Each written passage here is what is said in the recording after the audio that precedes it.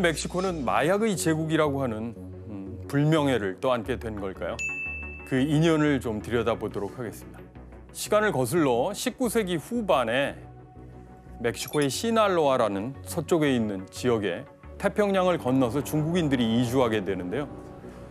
이 시기 중국인들은 어떻게 멕시코에 오게 된 걸까요? 뭐 노동하러 간 거 아닐까요? 그렇죠. 일자리를 일종의 찾아서 세계적인 지역 간의 이동의 결과였다고 볼 수 있는데요. 중국인들은 19세기 후반, 그러니까 이른 세계화 시대에 태평양을 건너 미국 캘리포니아에서부터 멕시코의 서부 해안지대, 페루의 친차섬까지 이렇게 여러 곳으로 이주했고요. 철도 건설에 투입되고 농업 노동자로 활동하게 됐거든요. 그런데 중국인들이 이 지역에 유입되면서 여러 가지 일을 가져옵니다. 그 중에 하나가 바로 오늘의 주제와 관련이 아편? 있겠죠. 양귀비 그렇죠. 같은. 예, 양귀비, 아편 양귀비 종자였다고 하는데요. 아편 전쟁에서 배운 그 아편. 예.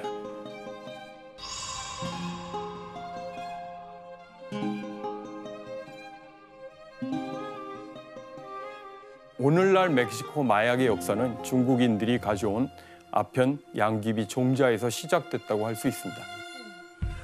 이렇게 멕시코에서 19세기 말부터 아편이나 마리화나가 재배됐는데요.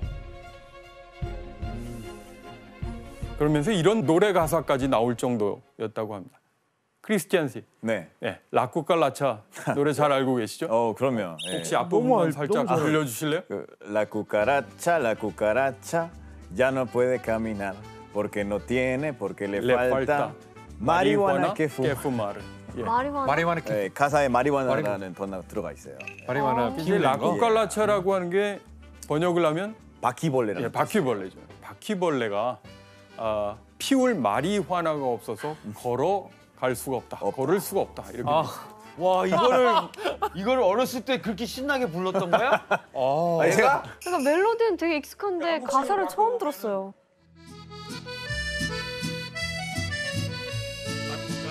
La cucaracha ya no puede caminar porque no tiene, porque le falta marihuana que fumar. 근데 이 유명한 노래도 나올 정도로 멕시코에선 아편이나 마리화나의 복용이 적지 않았다는 것이죠. 게다가 당시는 미국과 멕시코 간 두 나라의 국경 간 이동 제한이 매우 느슨한 편이어서 이 마약들은 미국으로도 흘러들었다고 볼 수 있습니다.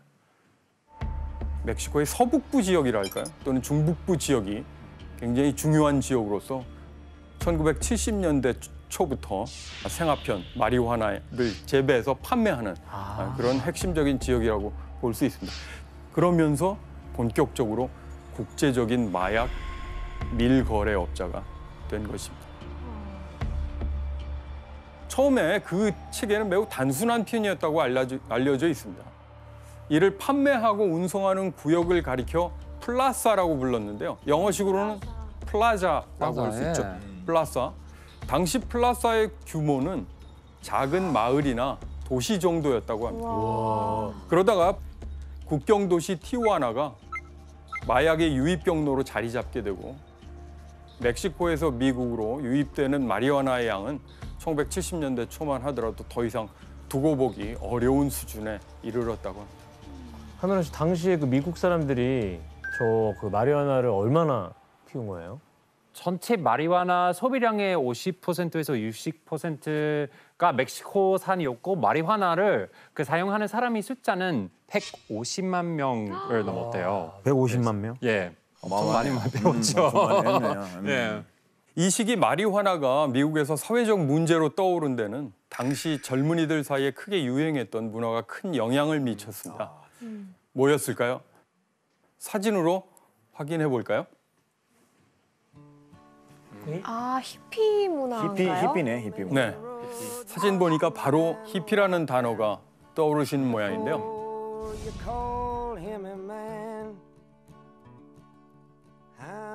히피 문화하면 대표적으로 떠오르는 게 자유로운 복장, 또 평화를 상징하는 꽃, 기성 질서에 대한 도전 또는 전쟁 반대, 그리고 마리화나, 였습니다. 맞아요.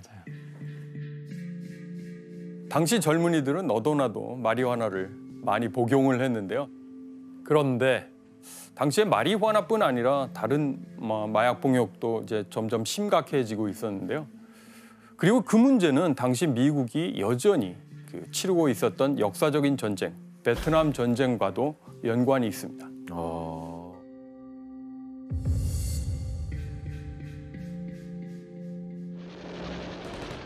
베트남 전쟁 당시에 전쟁터에서 여러 가지 부상을 통해서 굉장히 아프면 결국 그걸 참기 위해서 진통제를 이제 맞게 되겠죠. 그런 마약성 진통제에 익숙해져 있던 참전 군인들이 미국으로 돌아와서도 그 마약을 끊지 못했던 것이죠. 그래서 사회적인 문제가 커졌던 것인데요. A congressional report has estimated that 10 to 15% of American servicemen in Indochina are heroin addicts.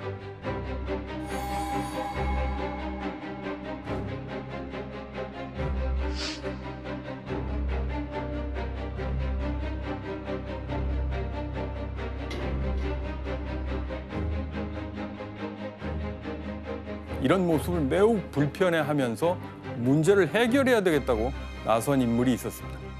혹시 누구였을까요?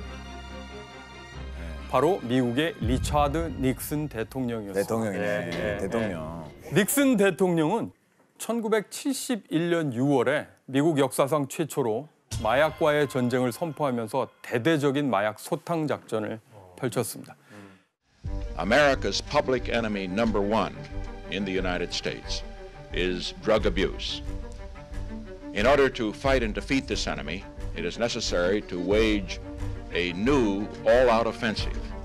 This will be a worldwide offensive dealing with the problems of sources of supply as well as Americans who may be stationed abroad wherever they are in the world.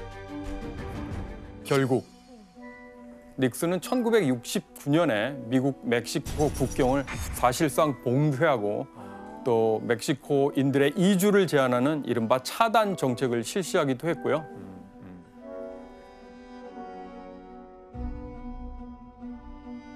특히 마약 문제 해결을 위해서 1973년 7월에 이 조직을 창설하기도 했습니다.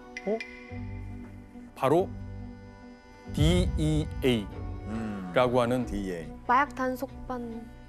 그러니까 마약 전담 번역을 하면 미국의 마약 단속국 이렇게 이제 되는데요.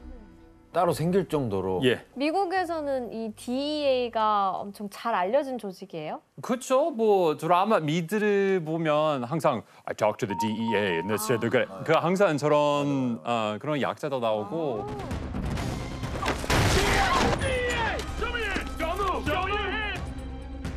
경찰보다는 뭐 또 다른 군대 같은 느낌이더라고요. 그래서 국제적으로도 다른 나라 가서 어떤 작전을 펼치기도 하고 그리고 뭐 갑자기 카르텔의 보스 검거하기도 하고. 그리고 이 미국의 마약 단속국이 1976년에 멕시코 군인 1만 명을 지원하게 된다. 바로 콘도르 작전입니다.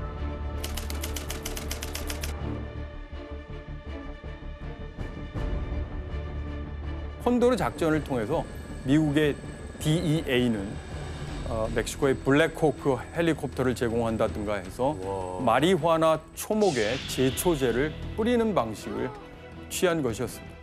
그래서 이 작전으로 1977년 한 해만 하더라도 약 38제곱킬로미터에 달하는 마리화나 밭이 파괴됐다고 합니다.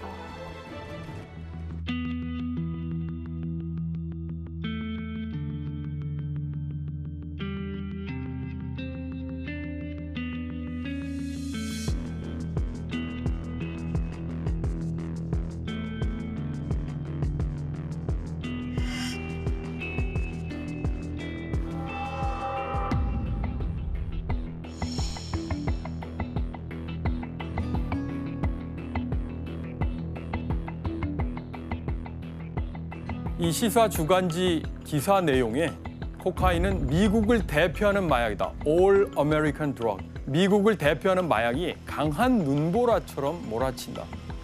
코카인에게 붙은 일종의 별칭 같은 게 화이트 레이디라는 맞아요. 것이죠. 화이트 레이디 있죠. 네. 그리고 당시 포드사 연 매출이 약 370억 달러였는데 미국 내 코카인 정매출이 비슷했다고 하더라고요. 맞네, 진짜 그 대기업 매출 수준이랑 비슷한 거네요, 진짜. 그런데 이런 상황에서 한 가지 문제가 더 발생하게 됩니다. 코카인이 크랙이라는 형태로 미국에 들어오면서 상황이 더 심각해진 건데요. 이 크랙은 기존 코카인과는 달리 흡입하는 즉시에 환각 효과가 나타났고 중독성이 더 강하다고 알려져 있습니다.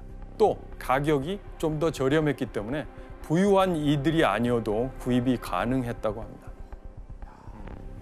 그래서 1982년에서 1985년 사이에 미국에서 크랙을 사용한 사람들이 160만 명에 달할 정도였습니다. It's just like, getting cookies at a store. You can go anywhere and get it. Let's go. Take him, move in.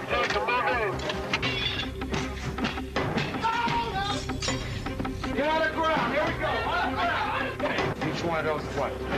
$20? Is this yours?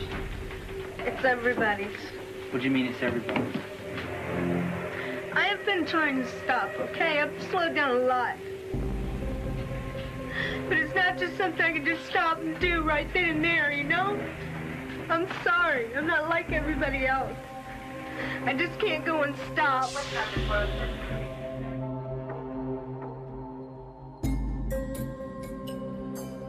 미국이 그럼 뭔가 움직임을 보이진 않았어요? 예, 1980년대 초 미국의 로널드 레이건 정부 역시 강력한 마약 단속 정책을 공표하고 나섰습니다. Drugs are menacing our society.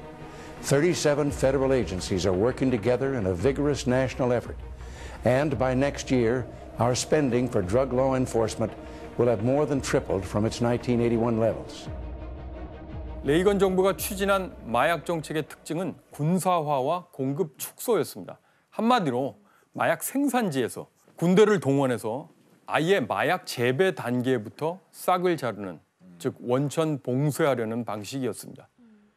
그리고 이 마약 문제에 레이건 대통령뿐 아니라 영부인 낸시 레이건까지 나서게 되는데요. There's a drug and alcohol abuse epidemic in this country, and no one is safe from it because it's aimed at destroying the brightness and life of the sons and daughters of the United States. And when it comes to drugs and alcohol, just say no. So, won't you join us in this great new national crusade? 이게 마약 퇴치 노래예요? 일종의 캠페인 영상인데요.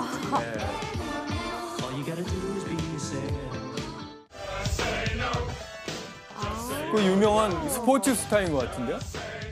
아마 매직 존슨 모습.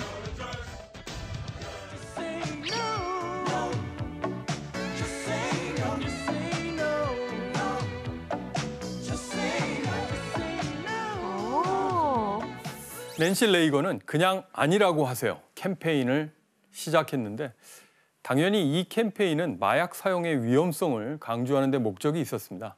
그리고 이 캠페인 슬로건 구호는 1980년대를 풍미하고 대표하는 정치적인 구호가 되었죠.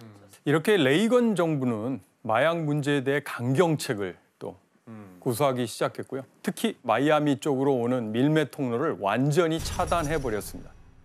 그렇다면 이런 레이건의 조치에 가장 큰 타격을 받은 사람은 누구였을까요? 카르텔이죠. 에스코바리죠. 예, 메데인 카르텔. 맞습니다. 바로 콜롬비아의 마약 카르텔이었는데요. 그들의 운송 통로가 막혀버린 것이죠. 그런데 이때 콜롬비아 카르텔의 문제를 어느 정도 해결해 줄 수 있는 또 다른 인물이 나타납니다.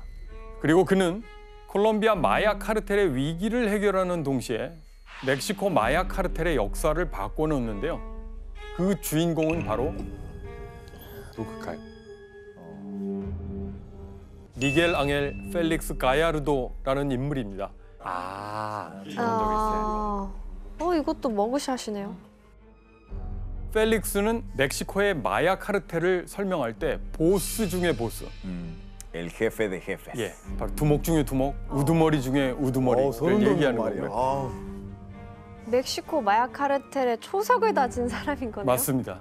펠릭스는 1970년대 중반에 멕시코에서 두 번째로 큰 도시인 과달라하라를 중심으로 한 과달라하라 카르텔의 수장이 되었던 인물인데요.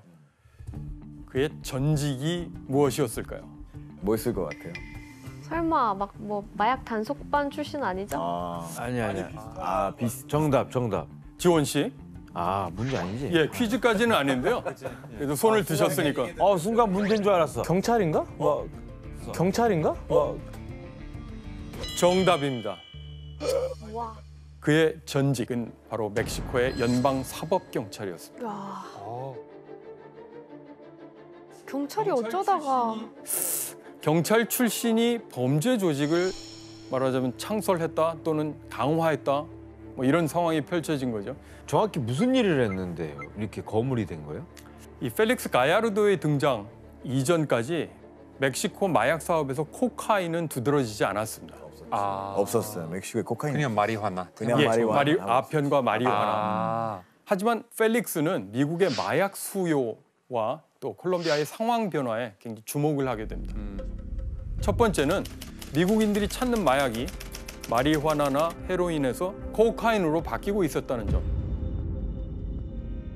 두 번째는 미국의 압박으로 콜롬비아에서 미국으로 마약을 배송하는 해상 루트가 막히고 있었다는 점을 간파했던 거죠. 그래서 펠릭스는 플라사의 우두머리들, 수장들을 모아놓고 이렇게 얘기합니다. 미국에서 마리화나 대신 이제 코카인의 시대가 온다. 콜롬비아로부터 코카인을 들여와서 미국으로 배송하려면 멕시코 내의 플라사들이 체계적으로 움직여야 한다. 결국 펠릭스는 플라사 보스들을 설득하는 데 성공을 했고 멕시코 마약 유통망을 통합하고 그 유통망을 장악하기에 이른 것입니다. 그리고 펠릭스는 1980년대 중반에 원래 직접 미국으로 운송을 하고 있었던 콜롬비아 마약 카르텔에게 멕시코를 통한 새로운 육상 루트를 이용하자라는 중요한 제안을 하게 되는 거죠. 콜롬비아 카르텔의 답은 오케이였습니다. 이렇게 멕시코 카르텔은 콜롬비아에서 미국으로 향하는 코카인 배송의 브로커 역할을 맡게 된 셈입니다. 간략하게 정리를 하면 코카인 1톤 요것을 간단한 화학적인 공정을 거쳐서 반죽으로 만들면 그것이 800달러에서 1000달러 수준으로 뛰게 됩니다. 그리고 결정화 과정을 거치고 멕시코에 도착하면 10,000달러에서 20,000달러까지 뛰게 됩니다. 와. 10배로 뛰어버리네요. 그리고 최종 소비자 가격, 즉 미국의 길거리에서 팔리는 수준을 추산해보면 또는 12,000달러에서 150,000달러로 상승한다고 하죠. 자, 이런 코카인 유통 경로는 1980년대 당시에 미국에서 소비된 코카인의 60%를 차지했답니다. 그러면서 펠릭스는 그 이용료를 상당히 두둑하게 챙기게 되겠죠. 와, 말도 안 된다. 한마디로 펠릭스와 그의 조직인 과달라하라 카르텔은 마약 카르텔 역사에 결정적인 역할을 한 셈입니다. 자, 그런데 진짜 펠릭스 가야르도에게 어느 날 예상치 못한 위기가 닥쳐오는데요. 펠릭스의 동업자로 라파엘 까로 낀테로라는 인물이 있었는데 이 사람이 미국의 마약 단속국 DEA 요원을 살해한 혐의로 체포된 것입니다.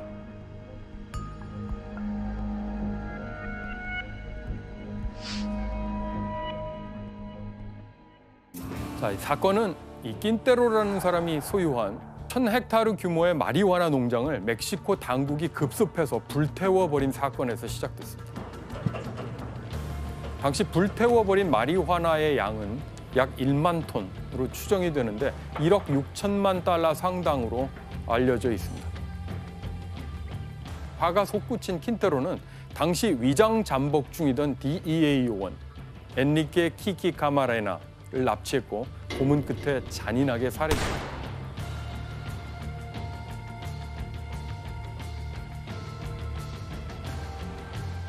실제로 그 코몬을 했던 그 집 뒷마당에서 거기서 이제 시체를 버리고 갔는데 그냥 대놓고 근육이 드러나 있었고 저기 창도 그렇고 다 그냥 실제 내부 기관들이 다 네, 갖고 나와 있었어요. 맞아요. 나와 있었고 머리 쪽에서도 드릴로 구멍을 뚫은 그런 흔적까지 있었는데 뭐 거의 악마적인 범죄인 셈인데요. 너무나 비인적인 방법으로 고문을 했었던 거죠. 예, 이 사실을 알게 된 미국 정부는 어떻게 대응했을까요? 레이건 대통령부터 나서서 이 사건에 대한 특별 담화문을 발표하는데요. Enrique Camarena Salazar, Special Agent of the Drug Enforcement Administration, was conducting an undercover investigation in Guadalajara, Mexico, to smash a ring of drug traffickers. He was kidnapped, tortured brutally, and killed. In the crusade for a drug-free America, these heroes gave all that they had and all that they were. Let us do all that we can to honor their memory.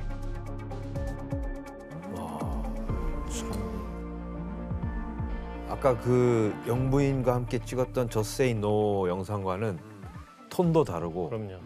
지금은 정말 뭔가 이 슬픔과 분노를 이렇게 삭히고 있는 네. 뭔가 진짜 이제 가만히 있지 않겠다. 가만히 보여줄 것 같은 느낌이 많이 들어요. 우리 좌시하지 않겠다. 극단적으로 표현하면 이 약물 꼭 얘기하는 느낌. 네. 이렇게 레이건 대통령이 직접 나서서 까마레나 요원을 추모하고 또 미국을 마약 없는 세상으로 만들겠다고 다짐하잖아요. 그러면서 미국은 곧 응징에 나서게 됩니다. 근데 이게 또 국가 간의 문제 아니에요? 멕시코와 미국. 멕시코와 미국. 그럼 일단 여기서 문제를 하나 내도록 하겠습니다. 미국은 카마레나 살해 사건에 대한 응징을 가하는 과정에서 멕시코 당국을 압박해 이것을 요구하는데요. 이것은 무엇일까요? 그런 거 너무 쉬운 거 아니야? 맞아. 그걸 압박해. 정답. 이것 지원 씨? 그 죽인 사람 내놔라. 존말할 때. 가해자를 찾아서 미국으로 송환해달라. 오답입니다. 아니요? 정답. 규현 씨? 미국의 요원들이나 이런 미국 정부에서 파견한 사람들이 멕시코 내에서 수사할 수 있고 체포를 할 수 있는 권한을 달라. 정확한 답입니다. 규현 씨 정답입니다. 맨날 맞추네요. 어떻게? 정확한 답. 미국은 멕시코 당국을 압박해서 작전 지휘권을 넘겨받고 멕시코 내에서 무장 추적 활동을 벌이게 됩니다. 1985년 3월에 FBI 요원들이 파견돼서 사실상 멕시코 경찰과 또 군병력 일부까지 지휘하는 셈입니다. 그래서 카르텔 두목들을 체포하게 되는데요. 특히 까마레나의 납치 용의자로 지목됐던 3명을 모두 잡았다고 합니다. 킨테로도 이 과정에서 체포됐고 결국 그는 DEA 요원을 납치하고 살해한 혐의로 40년형을 선고받게 되었습니다. 그리고 미국은 이 DEA 요원 살해 사건에 연루된 마약 카르텔들을 처단하는 데 그치지 않고 한 가지 더 해결책을 제시합니다. 숨진 요원의 희생을 기리기 위해서 1986년 10월에 새로운 마약법, 마약 남용 금지법이라고 알려진 법이 시행되는데요. 이 법의 주요 내용 중에 마약 단속을 위해서라면 당사국이 허락하지 않더라도 미국이 그 나라의 영토에 가서 독자적인 활동을 벌일 수 있다는 대목이 있었습니다. 그 때문인지 그 사건 이후로 미국 DEA 요원이 지금까지 살해당한 사례는 없다고 알려져 있습니다. 못 건드리는구나 이제. 멕시코의 마약왕 그 펠릭스는 어떻게 됐어요? 전방위적으로 이제 압박을 하는 사이에 그래서 펠릭스는 미국의 추적을 피하기 위해서 가족들과 잠적을 했는데 그 전에 그가 한 일이 있습니다. 자기 그 카르텔 영역을 조직의 부하들이나 자기의 친척, 지인들에게 분할해 준 것인데요. 그 뒤 과달라하레 카르텔은 티후아나, 시우다드 후아레스, 또 멕시코만, 골포라고 부르는 시날로아 등등 여러 곳의 카르텔로 분할 발전하게 됩니다. 그래서 이 펠릭스의 조직 분할 작업은 현재 멕시코 마약 카르텔의 출발점이라고 볼 수 있는 것이죠. 단독으로 하다가 독점으로 하다가 아예 그냥 프랜차이즈처럼. 프랜차이즈를 냈네. 아주 효과적인 비유였는데요. DEA 요원이 살해됐는데 또 미국이 강하게 거기에 응징하는 과정에서도 굉장히 역설적이게도 마약 카르텔을 곳곳에 확산시키는 또 계기를 마련하게 된 것입니다. 크리스티안 씨, 그 펠릭스는 절대 안 죽어도 안 잡혀요? 그 89년 4월에 그때는 잡혔어요. 잡혔어요? 네, 아. 그때는.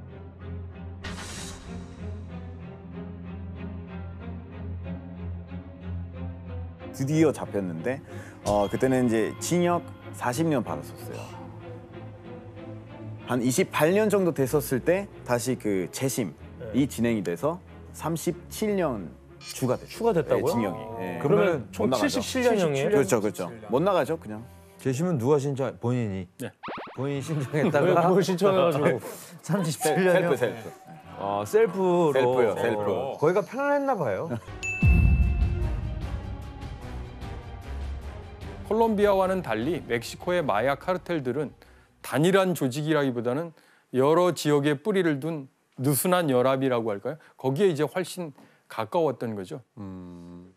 그래서 펠릭스 한 명이 사라진다고 해서 또 크게 타격을 받지는 않았던 거라고 볼 수 있습니다.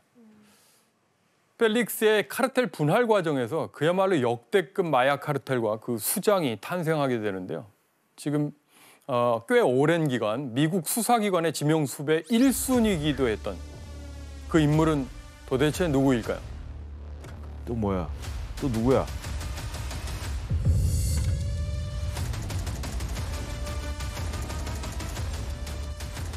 바로 시날로아 카르텔의 보스 호아킨 엘 차포 구스만입니다. 엘 차포.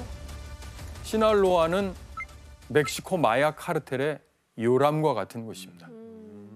펠릭스 가야르도의 고향이기도 했고요.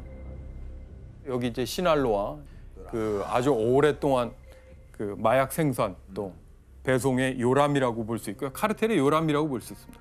그다음 치와와 두랑고. 자, 그래서 이 셋을 가리켜서 멕시코의 골든 트라이앵글인 셈입니다. 여기로부터 국경지대까지 바로 이제 마약 생산과 운송의 중요한 루트가 되는데요. 미국으로 밀매되는 마약의 65%가 바로 이 시날로아 카르텔을 통해서 유통된다고 추정되었습니다. 끝이 없네, 끝이 없네. 이 막강한 카르텔의 수장이 호아킨 엘 차포 구스만이었던 것이죠. 구스만이 그 펠릭스의 뒤를 이어서 이 카르텔을 발전시키고 있는 것 같은데 어떤 방식으로 이 시날로아 카르텔을 발전시킨 건가요? 예, 그가 했던 일은 육상 운송 루트를 새로운 방법으로 업그레이드 시켰다고 볼 수 있습니다. 바로 지하 터널을 만들어서 활용하는 방식이었고요. 땅으로 다녔다. 땅을 팠다고?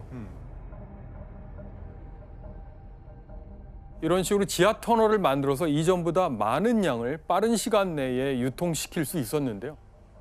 철로도 있네요. 되게 깔끔하게 놨네요. 깔끔하네요. 조명까지 있으니까 되게 잘 되어있는 것 같은데요. 아니 잘 줘놨네. 저거를 짓는 동안 모른다고? 아무도 모르는 위치에서부터 시작해서 그 이제 아무도 모르는 위치에서 끝나는 거죠. 맞아요. 이 유통의 스케일이 남다르다는 생각이 드네요. 네, 정확한 표현이셨고요. 마약이 오고 가는 터널은 주로 멕시코와 미국 국경 사이에 집과 창고를 사서 지하를 뚫었다고 합니다. 멕시코의 티후아나에서 미국 샌디에고의 오타이 메사라고 하는 창고 구역까지 연결된 터널입니다. 그 길이가 730m였다고 하고요.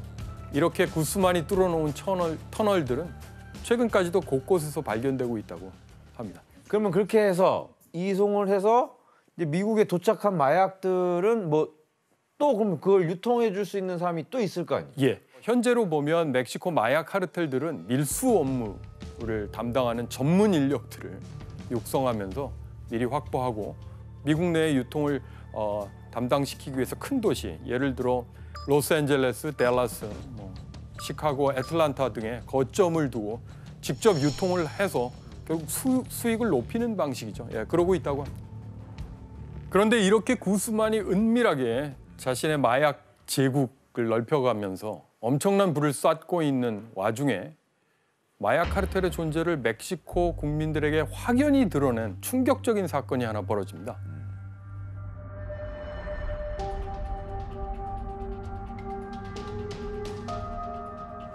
Bien, bueno, pues lamentablemente, como lo estabas mencionando, este lunes, alrededor de las 4 de la tarde, un grupo de personas fuertemente armadas con fusiles AK-47, o mejor conocidos como cuernos de chivo, perpetraron una balacera en el aeropuerto internacional Libertador Miguel.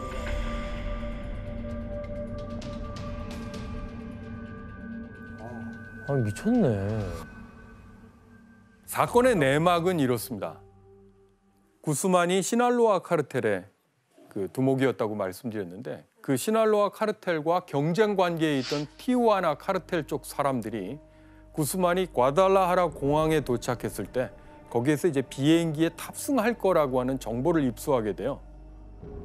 그리고 구스만이 탄 차를 향해서 이제 총탄을 난사한 셈인데요. 근데 문제는 그 차에 타고 있었던 사람이 구스만이 아니라 바로 오캄포 추기경이었다는 거죠. 아마 차 같은 모델을 타고 있었는데 그 차, 추기경이 타신 차를 구스만의 차라고 오인한 이 청부업자들이 총을 발사한 탓이었던 것입니다. 무슨 죄야 그게, 추기경이.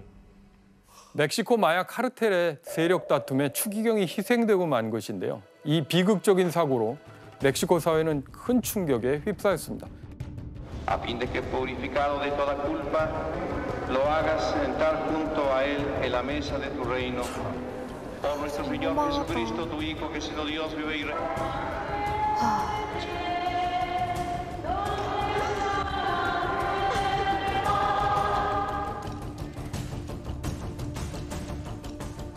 저 당시에 국민들이 엄청 충격에 빠졌겠어요. 그렇죠. 일단 멕시코 사람들은 90% 이상 가톨릭이거든요. 그러니까 실제로 그 카르텔에 있는 사람들 중에 아침마다 이렇게 해가지고 아멘 가톨릭 사람 너무 많아요. 멕시코에서. 그래서 추기경이 죽었다는 거에 대한 사실 더 충격적이었죠. 당시 이 사건을 단순한 사고사가 아니다, 암살이다 이렇게 보는 사람들도 적지 않았습니다.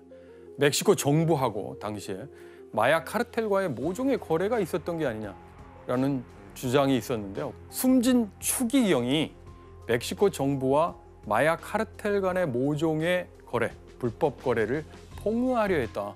이런 얘기가 돌았었거든요.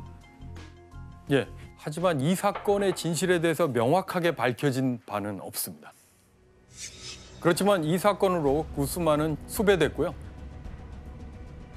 결국 한 달 뒤인 1993년 6월 과테말라, 이웃 나라 과테말라에서 체포돼서 멕시코로 이송되었습니다. 그 뒤에 20년 9개월의 징역형을 받고 감옥에 갇히게 되었습니다. 칼데론은 미국의 지원을 요청합니다. 당시에 미국 대통령이 이제 조지 W. 부시 대통령이었는데요.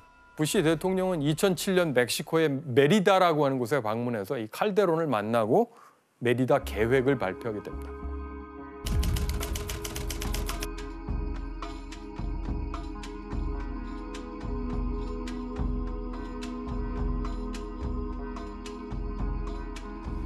We discussed ways to make our nation safer, both nations safer, and both nations prosperous. President Calderon is taking a tough stand against organized crime and drugs, and I appreciate that.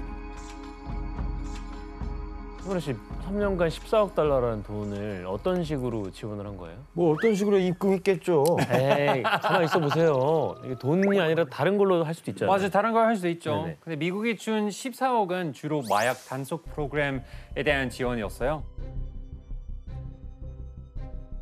그 마약 탄속 기관 강화를 위한 미국이 그 무기와 그 장비, 쓰는 장비나 그리고 그 훈련 프로그램 이외에서 그 돈 줬죠.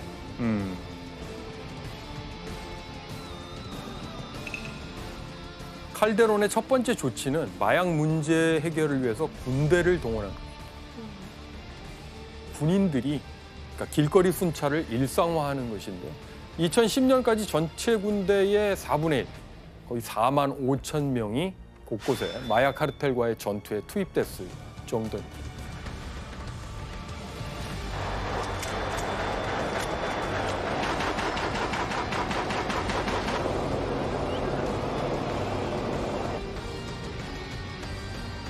칼데론이 마약 문제 척결을 위해 선택한 두 번째 방법은 바로 마약 카르텔의 수장들을 제거하는 것이었습니다. 왜냐하면 조직의 우두머리를 제거하면 조직이 무너질 가능성이 크다고 판단을 했거든요. 이렇게 근데 예전에 비하면 네. 이게 지금 너무 분화돼 있어서 네. 나는 이게 이 사람이 진짜 수장인지 아닌지도 의심스럽고 아니 누가 대리인으로 야 네가 나 대신 들어가 그럴 수도 있는 거고 맞아. 막 거물급이 아니라서 난 너무 수사가 어려울 것 같아. 그런데 일단 수치로 보면 어느 정도 성과를 거뒀다고 얘기할 수 있는 대목이 있어요.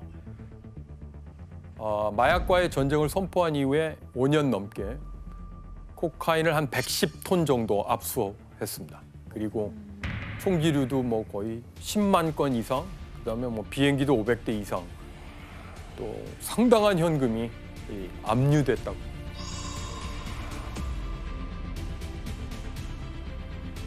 비행기가 500대가 있었어요? 예.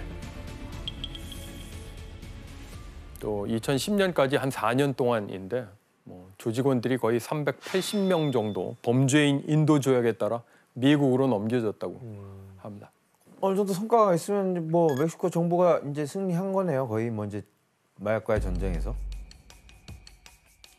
그런데 전반적인 평가에 따르면 칼데론 정부의 마약과의 전쟁은 사실 성공보다는 실패에 가깝습니다.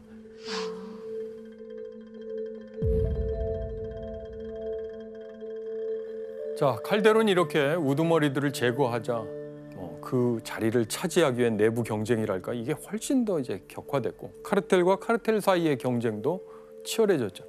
그래서 2006년에 한 6개쯤으로 추산되던 주요 마약 카르텔의 숫자가 2015년에는 9개, 2021년에는 뭐 16개, 좀 다른 추산도 있습니다만 그렇게 이제 확대가 됩니다. 야, 정말 라쿠카라차 맞네요. 바퀴벌레네. 안 죽네. 말이 되는 거죠. 자, 문제는 또 목숨을 잃은 사람 중에 무고한 민간이 너무 많았다는 거죠. 어떤 일이 벌어졌는지 영상으로 한번 확인해 볼까요? 그냥 막 갈겼나 보다.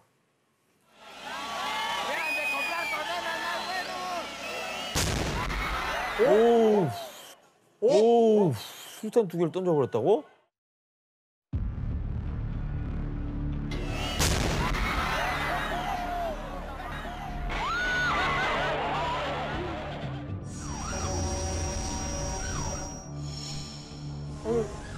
Suena una sirena. Comienza el traslado a los hospitales. 진짜 많이 나왔죠, 이거. Una mujer en una silla. 힘을 과시하려고 테러를 한다고요? 자신의 힘을 왜 저런 힘없는 여기 어떤 시민한테 갱단 이름이 나오는데요. 로스제타스 갱단? 와. 이제 끔찍한 장면이 연속이 되는데요.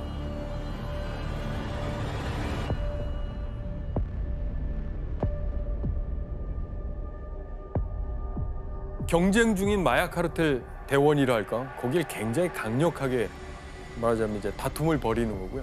그 와중에 무고한 시민들도 상당수 희생된다는 게 문제인 거죠. 6년간의 마약 문제 척결 과정에서 약 6만 명이 사망한 걸로 알려졌는데 실제로는 더 많을 것으로 추정됩니다. 야, 살벌한 나라인데 우리 크리스티안은 밝고 잘 자랐네. 아니 근데 가끔씩 한국 사람들은 오해하는 부분이 뭐냐면 그냥 멕시코 가는 것만으로도 마피아를 볼 수 있다, 만날 수 있다, 아니면 당할 수 있다. 그게 아니라 그 사람들은 몰래 이동하고 자기들끼리 싸우고 자기들 밀매하기 때문에 솔직히 보기 힘들어요. 멕시코 사람들도 뉴스에 나오는 거 봐야 알 수 있단 말이에요. 그렇죠. 그럼 쉽게 거리에 있고 그런 게 아니에요. 네, 맞아요. 게다가 이 시기에 이 마약과의 전쟁을 강력하게 벌였음에도 불구하고 전례 없이 잔혹한 카르텔이 또 등장을 하는데요. 좀 전에 자료 화면에서 봤던 로스 세타스의 등장은 여러모로 충격을 주었습니다. 자, 문제를 하나 내도록 하겠습니다. 자, 로스 세타스는 그 핵심 구성원들이 원래 이 조직에 속해 있었기 때문에 더 충격적이었는데요. 어떤 조직이었을까요? DEA. 정답. 나도 그 생각. 지원 씨? DEA. 바로 맞추겠습니다. DEA는 오답. 미국 거기는 이제 미국 정부 기관이니까요. 경찰. 정답? 경찰 말고 카메론 씨? 특수수사원 같은 수사원 말고 정답. 혜성 씨 군대? 특수부대? 혜성 씨 정답입니다. 군대가 특수부대? 했다고? 예. 그 네. 군대 그 뭐야 대통령이 마약과의 전쟁 마약과의 전제 선포했던? 선포 투입시켰던 군대 그 군대요?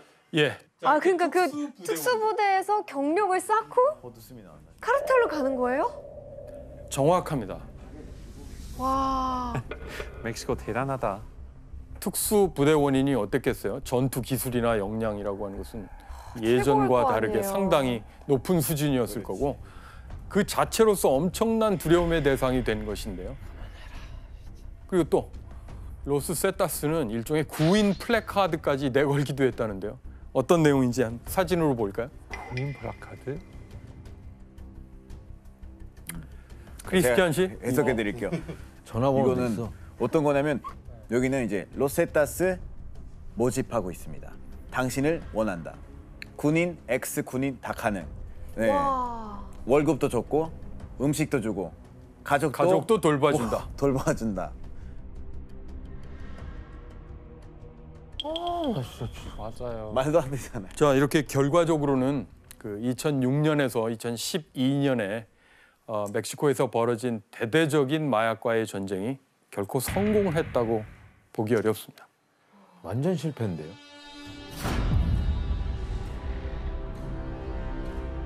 그다음 두 번째는 경찰의 부패 또는 뭐 무능력이랄까요. 그걸 얘기하지 않을 수 없습니다. 멕시코 경찰의 부패가 어떤 수준이냐 하면 2001년에 창설된 검찰청 산하의 수사기관이 있는데요. 그 부패 혐의로 아예 2009년 6월에 그 조직 자체가 해체됩니다.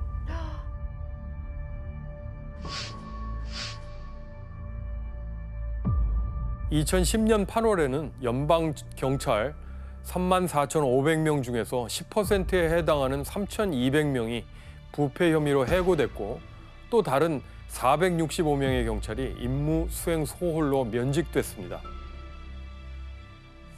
이런 뭐랄까요? 어마어마하네. 마약 카르텔을 상대해야 할 경찰이 이제 부패하거나 이제 스스로를 보호할 능력이 없다라고 하는 것은 대단히 뼈아픈 현실이라고 볼 수 있고요. 근데 지금 이 일이 너무 오랫동안 너무 옛날 동안 이제 벌어지고 왔던 일이기 때문에 지금 컨트롤하기에는 조금 힘들긴 해요. 특히 그때 갈데론 대통령이 있었을 때 우리 대통령 중에 제일 가장 많이 욕먹었던 사람이에요.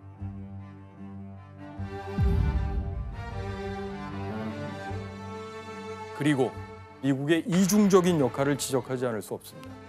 자, 미국은 멕시코 마약 전쟁의 원인을 제공한, 왜냐하면 최대의 소비 국가이기 때문에 제가 본 통계에 따르면 2008년에서 2009년 미국 정부의 조사 결과 12살 이상의 국민의 8.7%, 이걸 계산을 하면은 2,100만이 넘어가는데요. 마약을 복용한 적이 있다고.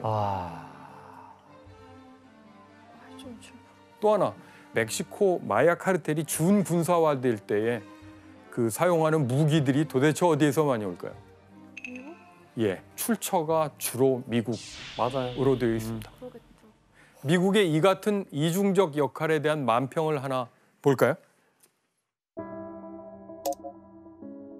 2011년 6월에 이 만평 제목이 불쌍한 낡은 멕시코였습니다.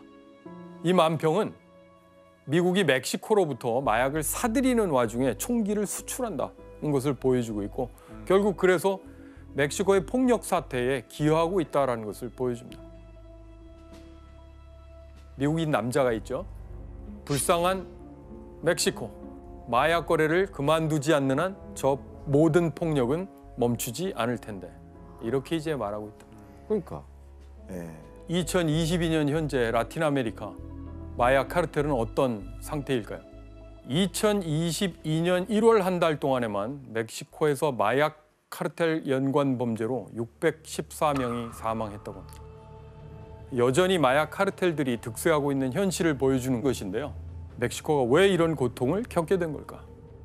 1980년대하고 1990년대에 멕시코를 포함한 라틴 아메리카에서 신자유주의 세계화로 국경을 넘어서 교역과 투자가 늘어났지만 동시에 범죄와 테러도 범위가 확대된 것과 밀접한 관련이 있다고 봅니다.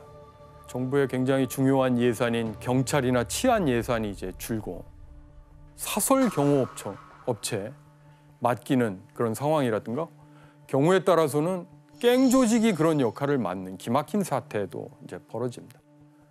한마디로 정부의 책임 역할이 실종되면서 일종의 치안의 외주화가 일어났다고 할까요? 그런 상황마저 벌어진 것이죠.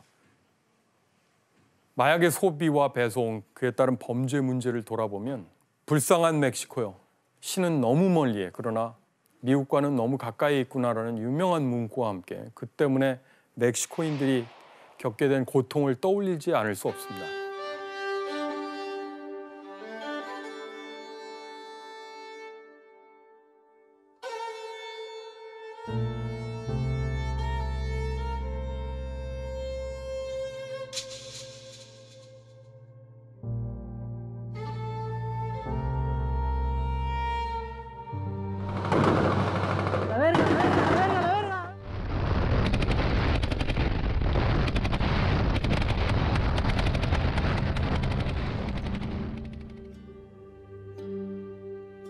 과연 안전하고 건강한 국민의 삶을 위해서 국가의 공적인 책임 범위가 어디까지여야 하는지, 그리고 끝으로 마약이 한 개인의 삶은 물론이고 때로는 국가 전체를 병들게 하고 무너뜨릴 수 있다는 이 사실 앞에 더 경각심을 가져야 되지 않을까 생각합니다. 우리 멕시코 사람들도 그렇고 우리 해외에 있는 사람들도 그렇고 조금 좀 건강한 생활에 좀 집중을 했었으면 하는 마음이 생겼어요. 팔레르모랑 마피아는 너무 아름다운데 지금 팔레르모가 무슨 관계가 있는 거예요? 팔레르모가 시칠리아의 주도인데요. 1861년 통일 이탈리아 왕국이 탄생한 이후부터 2022년 오늘날까지 세기를 뛰어넘는 이탈리아 마피아의 역사 그 자체, 이렇게 말해도 과언이 아닌 도시입니다.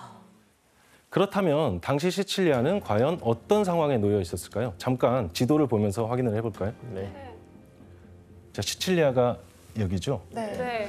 우리가 아메리카 마피아 편에서 배웠듯이 도시국가로 분열되어 있던 이탈리아에 1861년 통일 왕국이 들어서게 되는데요.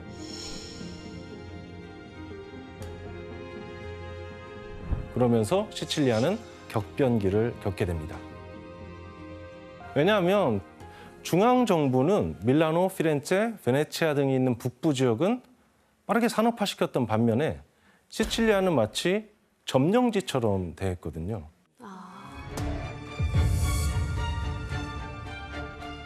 시칠리아는 높은 세율에 과중한 세금을 징수했고 또 이탈리아 왕국 군대에 시칠리아인들을 강제로 징집했는데 이런 일들은 그동안 시칠리아인들이 한 번도 경험해보지 못한 일이었거든요. 거기다가 이때 시칠리아에서 콜레라가 유행을 하게 되는데요. 전염병까지. 콜레라 유행 속에서 팔레르모에서만 최소 5만 명 이상이 사망했다고 추정이 되는데요. 그건 전 이탈리아에서 가장 높은 수치였습니다. 이런 비상 상황에서 정부로부터 어떤 보호나 지원을 받지 못했던 것이죠. 이렇게 정부에 대한 시칠리아인들의 불만이 점점 커지고 있는 상황이었죠. 통일 이탈리아 왕국의 출범을 기념해서 팔레르모 감옥에 있던 수많은 죄수들을 아무 조건 없이 다 풀어줬습니다. 아, 대통령 사면 뭐 이런 거구나, 어떻게 보면. 아니, 무서워서 밤에 막 걸어다니지 못할 것 같은데요? 실제로도 강도와 도둑이 끊임없이 나왔고 경찰이나 공무원들이 살해되는 일도 빈번했습니다. 그야말로 시칠리아에는 치안이랄 게 없는 상황이었습니다. 교수님, 그러면 시칠리아를 정부가 거의 방치하고 있는 상황인데 시민들도 나름의 대책이 필요할 거 아니에요? 예, 맞습니다. 그래서 이런 치안의 부재 상황에서 중앙정부를 대신해서 돈을 받고 개인적으로 땅과 가족을 보호해주는 사적 보호 서비스를 제공하던 사람들이 등장하게 되는데요. 그들이 바로 마피아란 것이죠.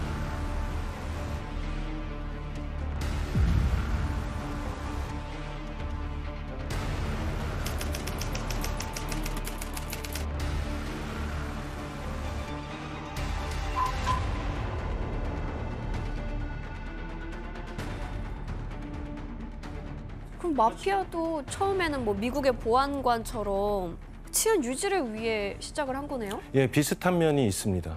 이것이 마피아의 기원과 관련된 하나의 설인데요. 사실 마피아의 기원에 대해서는 명확한 문헌적인 근거나 자료가 남아있지 않기 때문에 언제 어떻게 시작됐는지 정확하게 알기는 힘듭니다. 하지만 통일 직후 시대에 이런 혼란을 기회 삼아서 마피아가 성장한 것은 분명한 사실입니다. 이후에 시칠리아를 비롯한 이탈리아 남부 지역에서는 단순히 마을 공동체를 관리하는 수준을 넘어서 도시를 관할하는 권력 집단으로 성장합니다.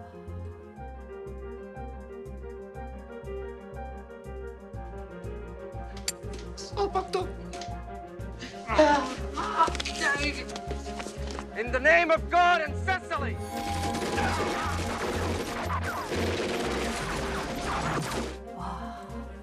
19세기 팔레르모 주재의 영국 영사는 당시 팔레르모의 상황에 대해서 이런 기록을 남겼습니다.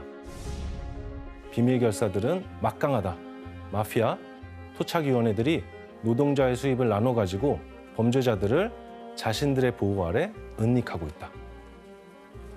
그리고 1877년 이탈리아의 한 정부 보고서에는 이런 말이 남겨져 있습니다. 시칠리아에서 유일하게 번창하는 사업은 바로 폭력이다. 이런 기록들로 알 수 있듯이 19세기의 시칠리아는 폭력과 갈취가 난무하던 혼돈의 시대였습니다. 이런 혼돈을 자양분 삼아서 한 인물이 등장하게 됩니다. 바로 보스 중의 보스라고 불리던 비토 카시오페로라는 인물인데요. 최악의 범죄자로 악명 높은 인물이었습니다. 특히 카시오페로는 치안을 빌미로 이것을 끌어들여서 최초로 사업화한 인물로도 유명한데요. 과연 무엇일까요? 이것? 마약? 지원 씨 오답입니다. 총. 지원 씨 오답입니다. 카시오페로는 보호비를 마피아의 주요 사업으로 만들었습니다. 절대로 다른 사람의 피를 흘리게 하지 마라.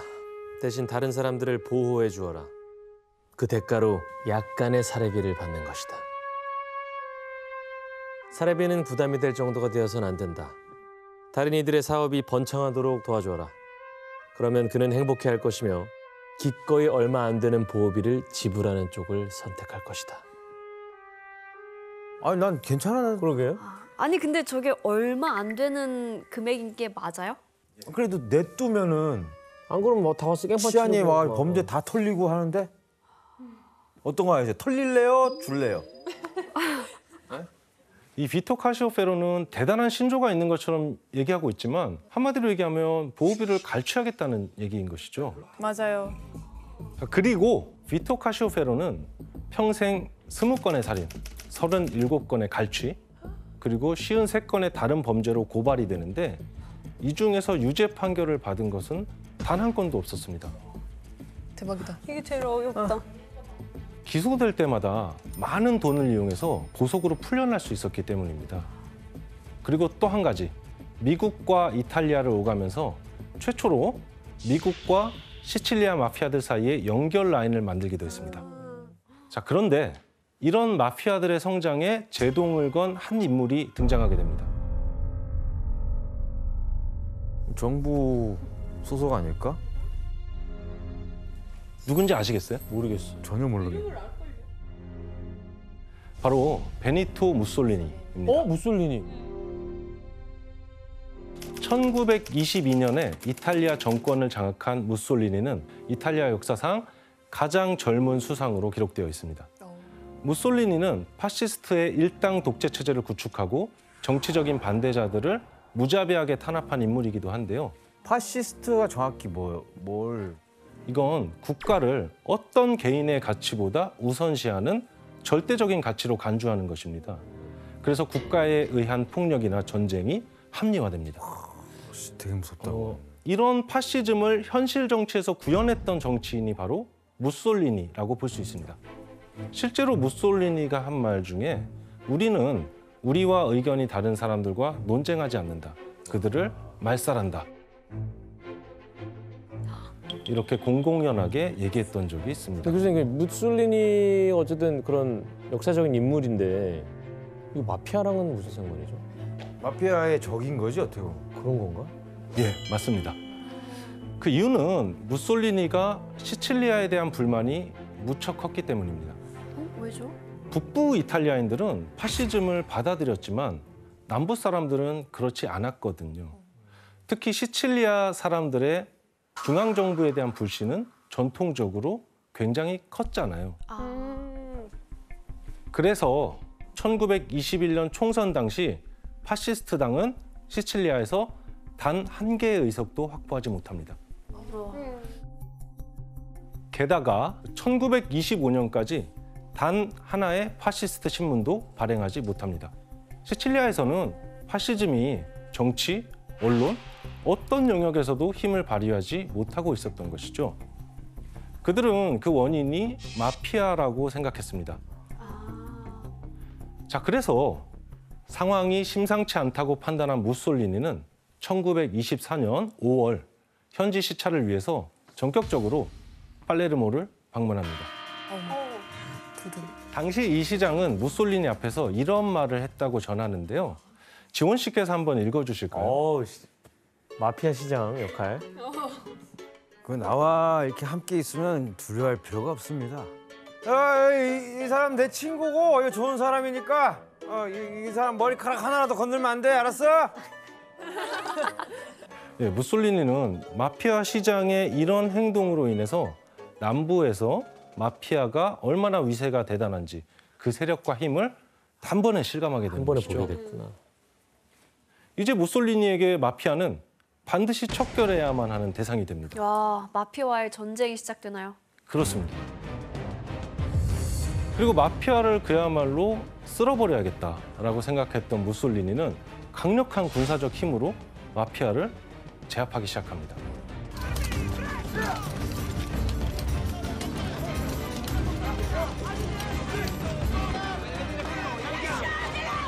체포영장이나 수색영장 없이 마피아를 잡아들입니다. 때로는 마피아 패밀리의 가족들, 특히 여성들과 아이까지 인질로 삼기도 합니다. 마피아보다 더한 행동을 하는데요. 마피아 같은 행동을 하는데? 그러니까요. 그래서 누가 나쁜 놈인지 더 나쁜지 모르겠어요 지금. 약간 누가 이기나 보자 이런 느낌이네요. 그래서 약 3년 반 동안 카시오페로를 비롯해서 10,000명이 넘는 마피아 조직원들을 구속시킵니다. 결국 그 말 한마디 잘못해가지고 무솔리니한테 그냥 털렸네요. 밟혔네요. 예. 무솔리니 정권의 대대적인 마피아 탄압으로 이탈리아 내부에서는 마피아들의 활동이 주춤해진 것이 사실입니다. 그렇구나. 하지만 그 효과는 그리 오래가지 못하죠. 왜? 오히려 마피아는 더 막강한 조직으로 거듭나면서 또 다른 전성기를 맞이하게 됩니다. 1939년에 2차 세계대전이 발발하죠.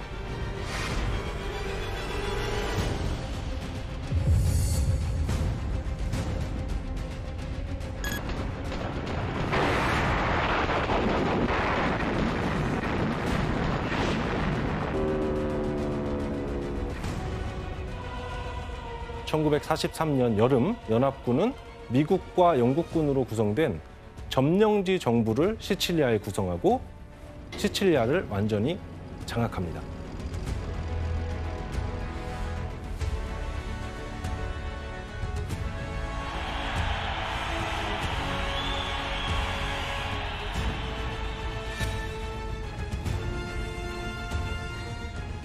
마피아 탄압의 주체였던 무솔리니가 사살되죠.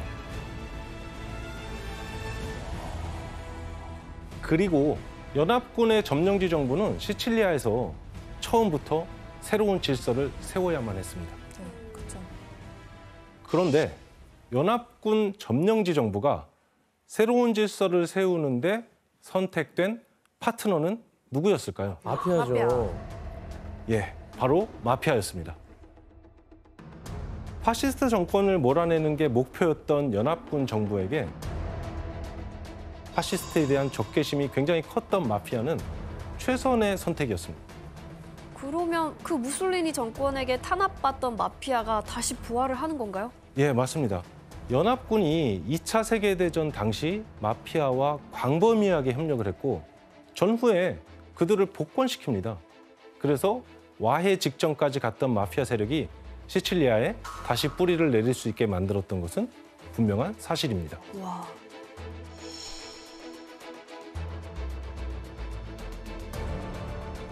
말도 안 되네요.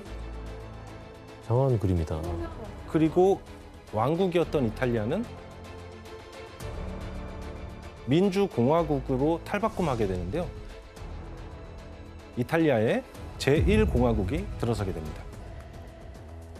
그리고 1946년에 이탈리아 국민 총선거가 실시되는데요.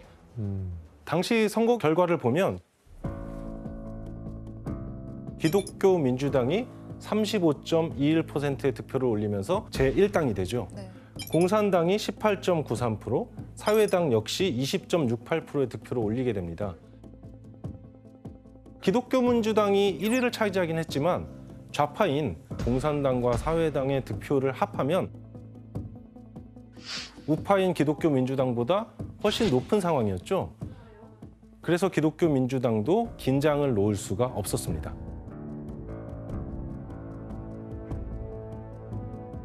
다음 선거는 1948년 4월로 예정되어 있었는데 기독교 민주당은 무슨 수를 써서라도 사회주의와 공산주의의 팽창을 막아야만 했습니다.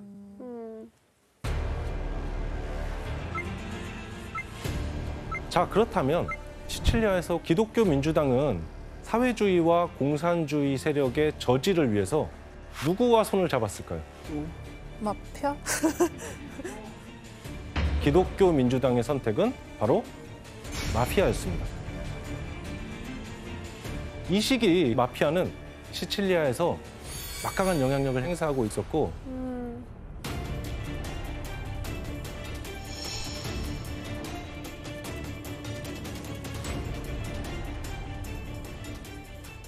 마피아는 물불을 가리지 않고 기독교 민주당의 집권을 위해서 적극적으로 나섭니다. 사회당과 공산당 사무실에 여러 차례 폭탄 테러를 일으켰고요. 수십 명의 사람들이 숨지게 됩니다. 이런 마피아가 벌인 테러는 시칠리아에서 공산당과 사회당을 지지하는 사람들의 마음속에 두려움을 심어주기에 충분했죠. 각종 부정선거를 한 거네요. 예. 이후 1948년 국민 총선거에서 기독교 민주당이 승리를 거두게 됩니다.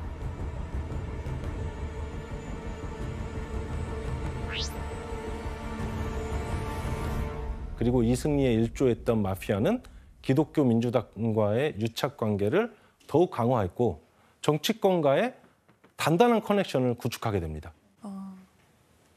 이제 마피아는 명예를 얻은 것뿐만 아니라 금전적으로도 호황을 누리게 됩니다. 시칠리아 마피아들의 새로운 돈벌이가 된 것은 바로 건설업이었습니다. 와, 이거 진짜 놀랍다. 건설업? 예. 2차 세계대전을 치르면서 많은 사람들이 집을 잃은 데다가 시칠리아의 급속한 도시화로 농촌에서 도시로 대규모 이주가 이루어지면서 건설 붐이 일어나게 된 것이죠. 그 얘기 들었어요. 예, 비교해보니까 어떠세요? 진짜 대박이에요. 와. 이 건설업 붐의 수혜자가 된 게 바로 마피아였는데요. 바로 기독교 민주당의 집권에 도움을 준 대가였습니다. 특히 팔레르모의 경우에는 시장인 살바토레 리마부터 마피아에게 매우 호의적이었습니다. 그래서 팔레르모 내 거의 모든 공사를 마피아와 관련 있는 회사에 발주를 해줬습니다. 와, 정부가 지원을 해준 거네요. 예. 나중에 확인된 바로는 이 살바토레 리마 역시 마피아의 일원이었습니다. 와, 좀 대단하네. 팔레르모는 그냥 마피아 나라네요. 마피아. 마피아나. 마피아나. 그렇죠. 자, 그렇다면 건설 공사를 도맡게 된 마피아들은 과연 건물을 제대로 올렸을까요? 아닐걸요? 다 떼먹죠. 마피아들은 그리고 아파트를 짓기 위해서 팔레르모의 역사적 건물들도 서슴지 않고 파괴해버렸는데요. 네? 문화재까지요? 예. 그래서 이 사건을 두고 팔레르모 약탈이라고 합니다. 맞아요, 그거 유명해요.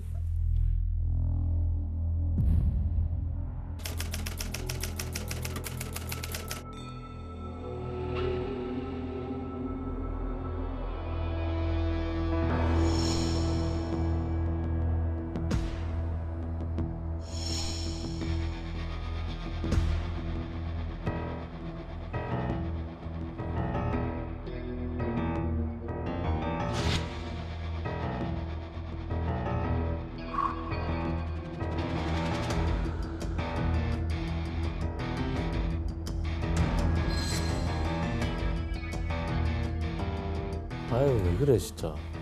그때 그 당시에 단기간에 많은 건물을 짓게 됐는데 그때 지었던 그 건물들이 수명이 다 돼서 무너지면서 많은 사고가 발생하고 있어요. 예.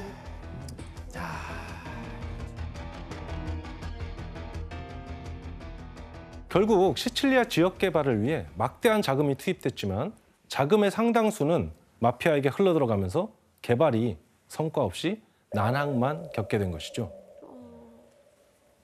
그런데 마피아가 건설업을 장악하는 과정에서 최대 수혜자로 등극한 이들이 있습니다. 바로 시칠리아의 마피아 조직 코사 노스트라입니다. 코사 노스트라는 우리들의 것이라는 뜻입니다.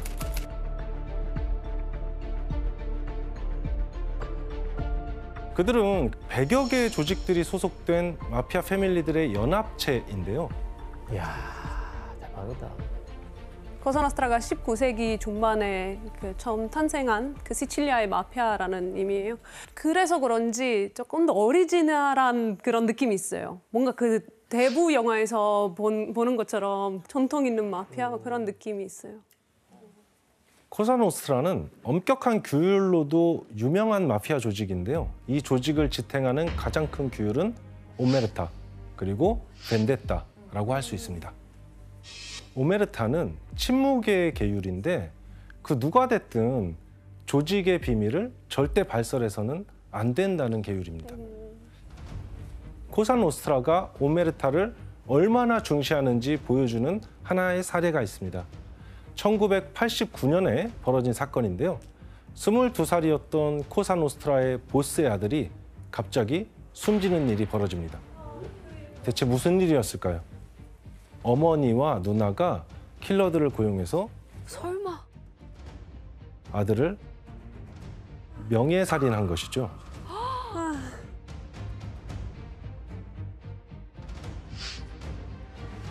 아들이 경찰과 협력해서 마피아의 규율을 깬 것이 가족의 명예를 더럽힌 일이다. 이렇게 생각해서 이런 끔찍한 일을 저지르게 된 것입니다. 진짜 냉혹하다. 마피아인데도. 그리고 벤데타는 이탈리아 말로 복수를 의미하는데요.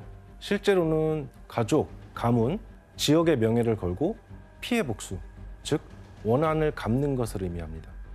코사노스트라는 이 벤데타 때문에 아주 오랜 기간 동안 서로 죽고 죽이는 일을 멈추지 않습니다. 와. 한편 코사노스트라가 새롭게 뛰어든 사업 영역이 있었습니다. 미국으로 건너가 세력을 키웠던 아메리칸 마피아들이 엄청난 수익을 거둬들였던 이 사업, 뭐였을까요? 아, 여기서 나오나요, 이제? 예, 바로 마약이었습니다. 역시. 당시에 활발했던 마약 밀거래 루트, 프렌치 커넥션 기억하시죠? 프렌치 커넥션.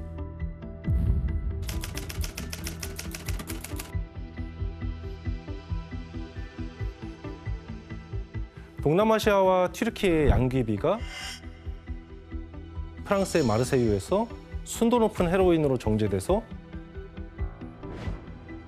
미국으로 유통되었었죠. 이 프렌치 커넥션에 이탈리아 마피아들도 중개무역상으로 가담하고 있었습니다. 하지만 갈수록 커진 마약의 이권을 둘러싸고 조직 내 다툼이 멈추질 않았고 이를 중재하기 위한 대책이 절실해집니다. 자, 그렇다면 그들이 대책으로 마련한 건 무엇이었을까요? 바로 시칠리아 마피아 위원회를 결성한 것입니다. 시칠리아 마피아 위원회는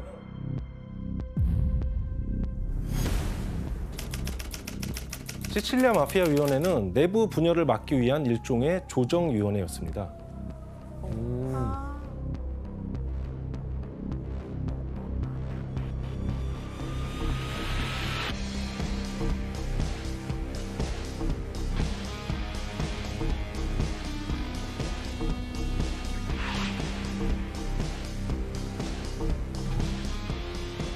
그렇지만 코사노스트라 앞에 예상치 못한 위기가 닥치게 되는데요.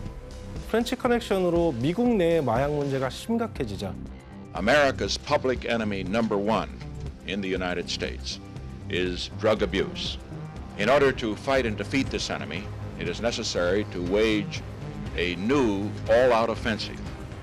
미국 정부와 프랑스 정부가 마약 단속에 나서게 됩니다.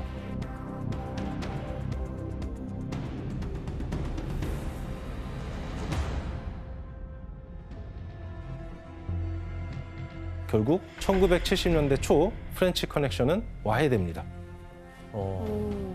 그러면 이 코사노스트라의 수입원이 없어지게 되는 거잖아요. 그렇죠. 하지만 코사노스트라가 마약으로 버는 막대한 돈을 쉽게 포기할 리 없겠죠. 네. 코사노스트라는 프렌치 커넥션 이후 새로운 마약 루트를 만들어냅니다. 그리고 오히려 이 새로운 루트로 이익을 더 극대화합니다. 1960년대에는 중동, 시칠리아, 마르세유, 미국 이 루트로 마약이 유통되었다면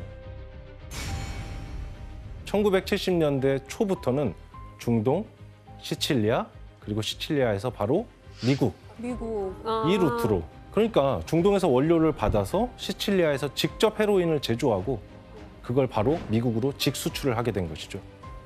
이게 가능했던 것은 코사노스트라가 프랑스의 헤로인 기술자들을 시칠리아로 데려와서 시칠리아에 아예 헤로인 제조 공장을 세웠기 때문입니다. 이때 미국 마피아들이 단속을 피하기 위해서 피자 가게를 열고 이 피자 가게를 마약 유통의 거점으로 삼게 됩니다. 이게 얘기를 들었었는데.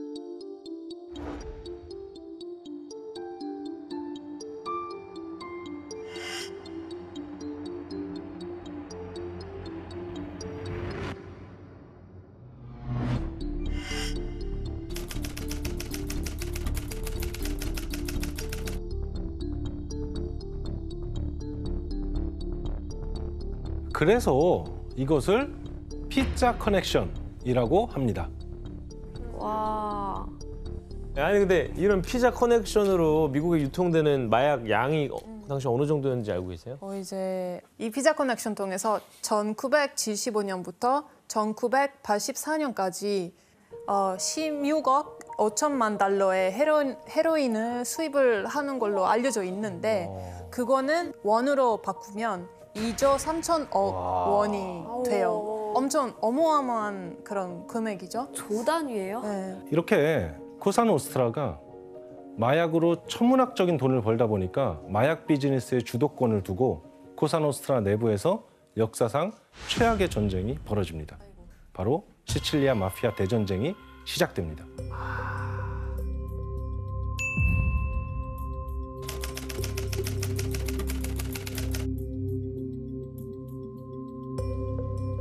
이 전쟁으로 팔레르모에서만 약 400명이 세상을 떠났고 160명이 실종이 되었을 정도로 그야말로 시칠리아 일대를 초토화했던 치열한 공방이었습니다. 그리고 이 끔찍한 마피아 전쟁의 배후에는 한 인물이 있었는데 이 시칠리아 마피아 전쟁의 시작이자 끝인 인물 바로 살바토레 리나입니다. 살바토레 리나는 코사노스트라 내에 콜레오네 패밀리의 수장이었는데요. 피도 눈물도 없는 잔혹함으로 악명이 높아서 야수라는 별명으로 불리던 인물이었습니다.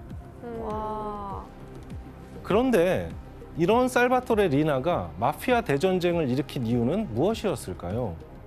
그에게는 처치해야만 하는 라이벌이 있었기 때문입니다.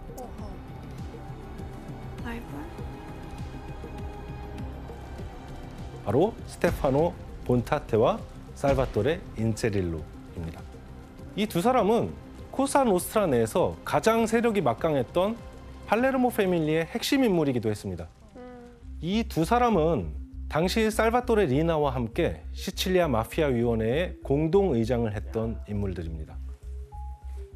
팔레르모 패밀리는 마약 거래뿐만 아니라 2차 세계대전 이후 건설 붐으로 엄청난 부를 획득하게 되는데요. 이들이 누린 부와 권력을 빼앗고 싶었던 살바토레 리나는 차근차근 조직의 세력을 확장하면서 이 둘을 칠 날을 기다리고 있었던 것이죠. 그러다 마침내 1981년 4월 스테파노 본타테는 피살된 채 끔찍한 주검으로 발견됩니다.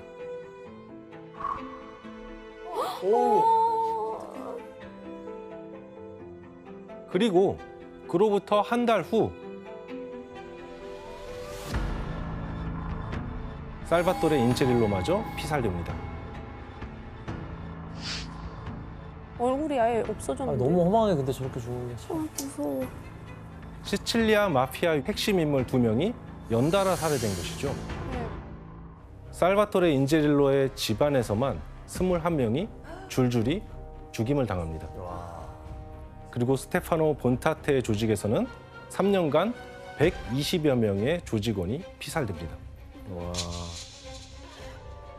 이후에 살바토레 리나는 마피아뿐만 아니라 마피아를 비판하는 언론인 그리고 무고한 일반인도 거침없이 살해를 했고 그야말로 방해가 된다 싶으면 가차없이 죽였습니다. 그리고 그 결과 마피아 대전쟁에서 승리를 하고 결국에는 마피아 위원회의 단독 의장으로 등극하게 됩니다. 하지만 그의 폭주로 시칠리아 민심이 크게 요동치게 됩니다.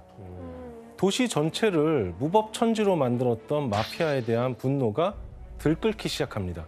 그러면서 마피아들을 처벌하기 위한 정치권의 움직임도 전개되기 시작합니다. 그 움직임을 이끌었던 것은 이탈리아 공산당 서기장이었던 피오 라또레라는 인물이었습니다. 라또레는 반마피아법을 발의했는데요. Per liberare la Sicilia dal sistema di potere mafioso. 그가 발의한 반마피아법의 특징은 크게 두 가지로 설명할 수 있습니다. 첫 번째로 이탈리아 사법체계에서 최초로 마피아를 공식적인 범죄 조직으로 규정했다는 것입니다. 자, 그렇다면 두 번째 반마피아법의 특징은 무엇일까요? 마피아의 특징? 마피아 범죄로 경제적 이익을 얻었을 경우에 그 소득이나 재산을 압류할 수 있도록 한 것입니다. 그러나 피오 라또레는 이런 강력한 반마피아법을 발의했지만 이 법률은 의회에서 제동이 걸린 채 2년 동안 제정되지 못했습니다. 의회를 통과하려면 이제 50% 이상의 득표를 올려야 되는데 당시에 집권당은 마피아와 결탁해 있던 기민당이었죠. 의회를 통과하기가 쉽지 않은 상황이었습니다. 그런데 반마피아법으로 마피아의 재산 압류가 이슈화되자 살바토레 리나를 필두로 코사노스트라는 반격에 나서게 됩니다. 그리고 가장 먼저 그들의 타겟이 된 것은 바로 반마피아법을 발의했던 피오 라또레였습니다.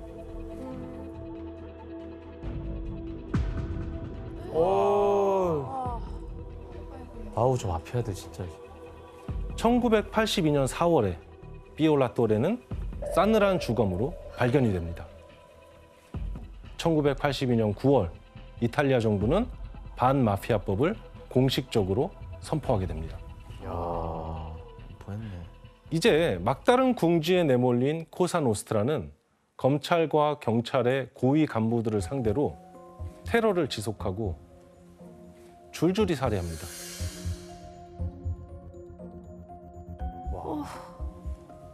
이때 마피아를 수사하던 검찰이나 경찰들은 스스로를 걸어다니는 송장이라고 얘기할 정도였습니다.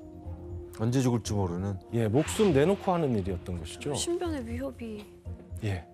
하지만 반복되는 마피아들의 협박과 테러, 갖은 회유에도 굴하지 않고 마피아 척결에 앞장섰던 검사들이 있었는데요.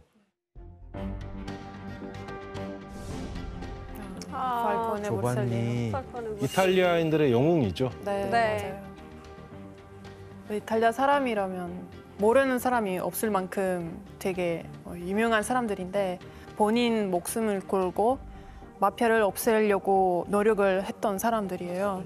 예, 말씀해 주신 것처럼 1985년 11월 팔코네와 보르셀리노 이 두 검사를 비롯한 팔레르모의 검사팀은 475명의 마피아 단원에 대한 기소장을 드디어 완성합니다.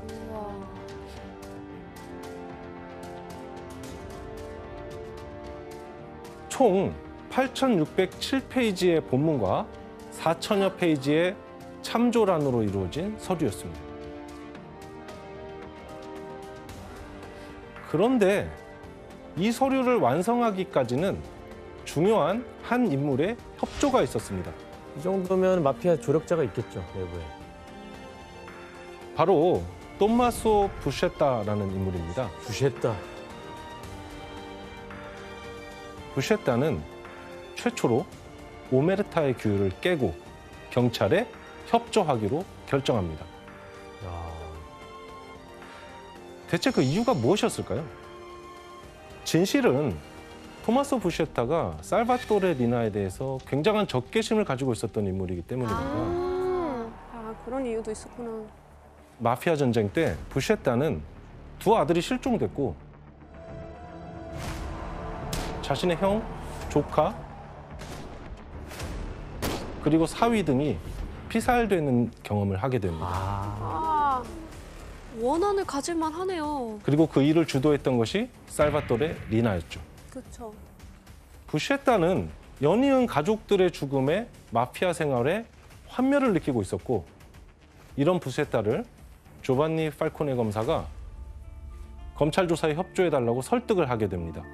잘했다. 결국 부셰타는 마피아의 절대적 규율인 오메르타를 깼고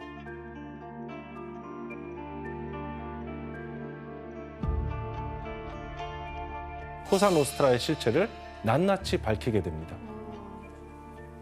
이제 부셰타가 검찰 편에서 조직에 대한 정보를 제공하고 있다는 소식이 전해지자 살바토레 리나는 민간인을 대상으로 테러를 일으킵니다. 1984년 12월 23일 나폴리를 출발해서 밀라노로 가는 고속열차 904호에서 폭발 사고가 일어났는데 무려 17명이 죽었고 267명이나 중경상을 입었습니다. 이것을 크리스마스 대학살이라고 부릅니다.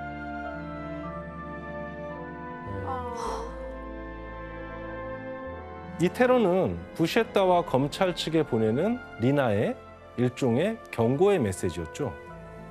그러나 이제는 이런 경고가 코사노스트라를 향한 수사를 막을 수가 없었습니다. 그러니까 더 심해지지.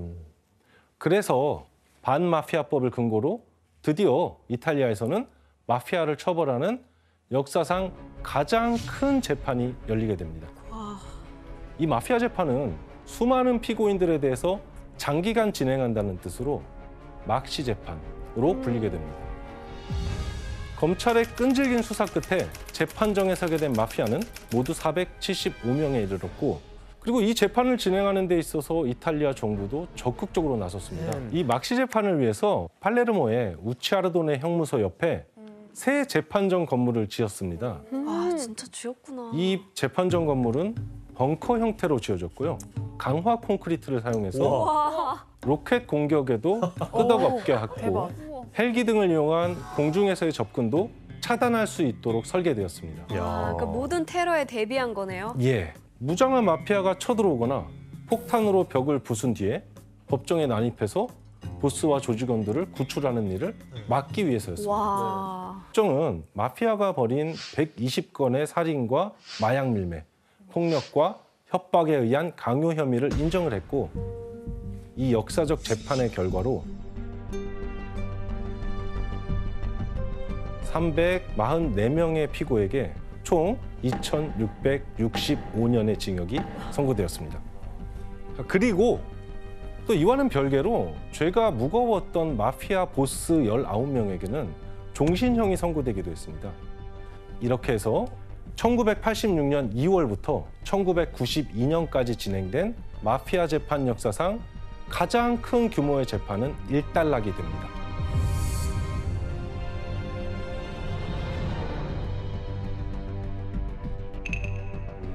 자, 그런데 막시 재판이 종결되었던 바로 그해 5월 23일 팔레르모 인근의 한 도로에서 폭탄 사고가 일어납니다. 그로 인해서 도로 위를 달리고 있던 차량들이 전소가 되는데요. 뭔지 알 왜 것 그래 같아요. 또 우리 검사님도 어떻게 한 거 아니에요? 뭔지 알 것 같아. 뭐야? 그냥 무차별적인 거예요 이거? 진짜 이탈리아 사람들한테 진짜 충격적인 그런 사건. 마피아 안 되겠다 진짜.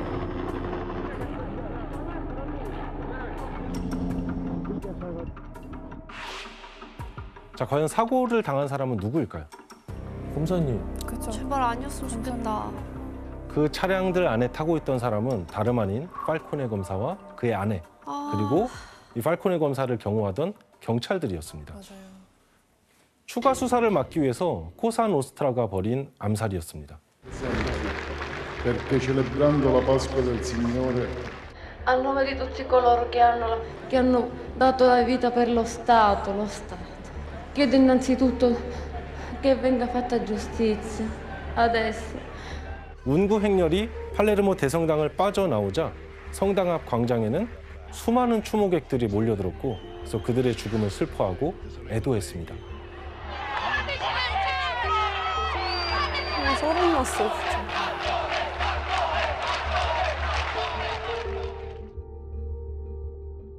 이날 추모를 위해서 모인 시민들은 팔레르모는 정의를 원한다. 정부에서 마피아를 몰아내라. 이런 내용의 플래카드를 내걸고 시위를 벌였습니다. 정말 이탈리아 사람한테 너무 충격이었어요. 팔코네 검사에게 테러를 가했던 것은 살바토레 리나의 오른팔이었던 조반니 브루스카였습니다. 브루스카는 인간 백정이라고 불리던 사람인데요. 살해한 사람만 100명이 넘는 걸로 알려져 있습니다. 배신한 조직원의 11살짜리 아들을 2년 동안 납치했다가 살해한 후에 산성용액에 시신을 녹여서 없애버렸을 정도로 잔인한 인물입니다. 정말 괴물이에요. 비극은 단지 팔코네 검사의 죽음으로만 끝나지 않았습니다. 아이고. 팔코네가 비극적으로 세상을 떠난 지 2달이 채 되지 않아서 보르셀리노 검사 역시 어머니를 찾아뵈러 간 아파트 주차장에서 마피아의 폭탄 공격을 받고 세상을 떠나게 됩니다. 팔코네의 죽음 이후에도 굴하지 않고 수사에 박차를 가하던 보르셀리노 검사에 대한 마피아의 보복이었습니다. 당시 마피아는 이렇게 무자비한 방법으로 관련 검사들을 제거한다면 모든 일이 해결될 거로 생각하고 있었습니다. 하지만 마피아의 실체를 직접 보고 듣고 알게 된 시민들의 분노가 걷잡을 수 없이 커졌습니다. 발코네가 먼저 그렇게 죽었으면 그래도 보르셀리노를 어느 정도 뭐 보호하면서 살릴 수 있지 않았을까라는 그런 생각을 하니까 더욱 그 분노가 너무 커진 거잖아요. 네. 그 분명히 이거 뭐 알고 있는 게 있었을 텐데 뭐 왜 아무것도 안 했을까? 뒤늦게 살바토레 리나가 체포되었고 총 52명의 살해를 배후에서 조종한 혐의로 종신형을 선고받습니다. 이로써 끝을 모르고 승승장구할 것만 같았던 코사노스트라도 쇠락의 길을 걷게 됩니다. 드디어. 그로 인해 대대적인 마피아 척결은 일단락됩니다. 하지만 이탈리아 사회엔 아직 남은 과제가 있었는데요. 그동안 마피아와 검은 커넥션으로 부패할 대로 부패했던 정치권이었습니다. 1992년 2월 17일 밀라노 검찰의 젊은 검사 안토니오 디 피에트로가 당시 연정에 참여하고 있던 사회당 소속의 관리를 700만 리라의 뇌물을 받은 혐의로 체포했는데 이것을 시작으로 반부패 수사 마니뿔리떼가 전개된 것입니다. 마니뿔리떼는 깨끗한 손이란 뜻이죠. 그런데 수사 1년 만에 1000여 명의 정치인과 고위공직자가 체포되었고 전체 국회의원의 25%인 177명이 검찰 조사를 받았습니다. 이후에도 수사는 계속되었고 이후 총 6천여 명이 부패와 관련돼 수사를 받고 그중에 2,993명이 부패 혐의로 체포되었습니다. 그리고 이들 가운데 상당수가 마피아로부터 정치 자금을 받고 있었다는 사실이 드러났습니다. 1948년 이래 46년간 이탈리아의 집권당이었던 기독교 민주당은 1994년 1월 16일 해산됐습니다. 그 이유는 상하원 의원의 거의 절반이 기소되었기 때문에 더 이상 기존 정당을 유지할 여력도 명분도 사라졌기 때문입니다. 그래서 이탈리아 국회는 마비가 되었고 1946년부터 시작된 이탈리아 제1공화국이 무너지고 제2공화국이 들어섰다고 할 정도의 대대적인 물갈이가 이루어졌습니다. 자, 이렇게 이탈리아 정부는 어떻게 해서든 마피아를 척결하려고 했지만 안타깝게도 이탈리아 사회에서 뿌리 깊게 자리 잡은 마피아 문제를 완전히 해결할 수는 없었습니다. 그렇죠. 오히려 마피아는 시간이 지날수록 이제 불법과 합법의 영역을 넘나들면서 조직적인 기업의 형태로까지 진화합니다. 맞아요. 아름다운 항구 도시도 굉장히 유명한 곳인데 마피아들이 또 어떤 짓을 한 건가요? 그러게요. 예. 잇따른 마피아 척결의 움직임으로 시칠리아의 전통적인 마피아 조직인 코사노스트라의 세력이 움츠러들었죠. 그 사이에 이탈리아 남부에선 2000년대 들어 막강한 영향력을 행사하는 두 조직이 등장합니다. 바로 나폴리의 까모라와 칼라브리아의 은드랑게타입니다. 까모라는 마피아 비즈니스계의 새로운 강자라고 할 수 있습니다. 까모라는 120여 개의 조직 아래 7천여 명의 조직원이 활동하는 걸로 추정됩니다. 마피아의 전통적 사업인 마약은 물론이고 건설, 식품, 명품, 관광 사업 등 맞아요. 다방면에 손을 뻗치고 있는데 유연한 조직 운영과 신속한 의사결정이 강점으로 꼽히고 있습니다. 이렇게 악명 높은 까모라에겐 기존의 이탈리아 마피아 조직과 조금 다른 특징이 하나 있습니다. 바로 까모라 내에 이탈리아 전역의 화제를 모았던 여성 보스가 있었는데요. 다른 조직에도 여성 보스가 있기는 하지만 까모라의 여성 보스처럼 널리 알려졌던 적은 없습니다. 자, 대체 누군지 사진으로 확인해 볼까요? 무섭게 생길 것 같은데. 에? 되게 뭔가 작게 보이는데요? 무슨 영화 배우 같아요. 뭔가 미인이신 것 같은데? 예, 까모라 최초의 여성 보스 아순타 마레스카인데요. 마레스카는 원래 카모라의 보스와 결혼한 보스의 아내였습니다. 그런데 남편이 조직 내 분쟁에 휘말려서 예상치 못한 죽음을 당하게 됩니다.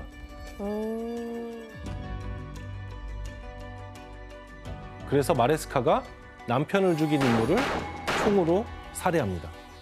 마피아 조직의 특징이었던 피해 복수를 실행한 것이죠. 당시 마레스카는 18살로 임신 6개월이었습니다. 와. 복수로 죽였다고요? 예. 네. 와. 당시 경찰은 분명히 공범이 있을 것이라고 보고 계속해서 마레스카를 추궁했지만 마레스카는 끝까지 자신의 단독 범행임을 주장했습니다. 이 일로 마레스카는 13년형을 선고받고 감옥에서 아들을 출산하기도 합니다. 까모라로 인해서 나폴리 전체가 발칵 뒤집어진 일이 있었습니다. 까모라 조직을 때문에요? 예. 또 뭔 짓 했겠지 또. 좀 그냥 좀 조용히. 아, 네? 쓰레기. 이게 뭐예요? 맞아요. 이슈였어. 아니 저 예쁜 도시가 최근이에요? 그렇게 먼 역사는 아니에요. 당시에 악취가 얼마나 심했는지 학부모들이 아이들을 학교에 보내지 않았을 정도라고 합니다. 무슨 쓰레기 도시가 되는데요? 뭐 한 거야? 무슨 일이야? 왜? 이때 나폴리 시민들은 쓰레기가 제대로 수거가 되지 않는 상황에 항의하면서 곳곳에 불 지르면서 시위까지 벌였습니다.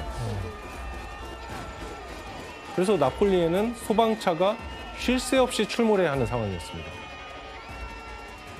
그래서 이렇게 아름다운 도시인데 그렇게 역사 있는 도시인데 너무 마음이 아파요. 그렇죠. 아니 근데 그 나폴리에선 아무 손도 안 쓴 거예요? 놀랍게도 캄파니아 주 정부는 2000년에서 2008년까지 쓰레기 관련 예산으로 20억 유로, 우리 돈으로 2조가 넘는 돈을 중앙정부로부터 받았는데 이 기간 동안 나폴리에 단 하나의 소각장도 만들지 않았습니다. 그럼 그 돈이 뭐 한 거야? 그 많은 돈은 그럼 어디로 갔을까요? 마피아 주머니로? 예. 사실 이 나폴리에는 1994년부터 나폴리의 쓰레기 처리를 독점하는 업체가 있었습니다. 바로 이 업체가 마피아 까모라가 소유하고 있는 까모라 런 컴퍼니였습니다. 까모라는 쓰레기를 수거해 시로부터 돈도 받고 그 쓰레기를 아무데나 매립하거나 불법 소각해서 처리 비용을 아껴서 또 돈을 버는 것이죠. 그렇죠.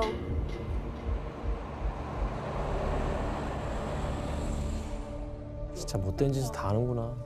그렇다면 이번에는 오늘날 이탈리아에서 가장 주목받고 있는 마피아 조직 은드랑게타에 대해서 한번 알아볼까요? 은드랑게타.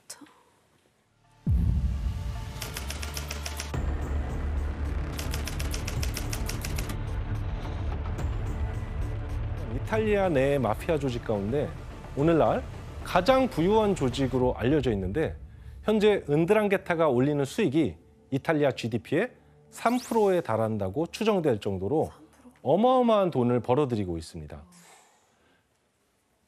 가장 주목할 만한 점은 그들이 시대 변화에 따라 돈이 될 만한 사업을 빠르게 찾아서 착수하고 있다는 것입니다.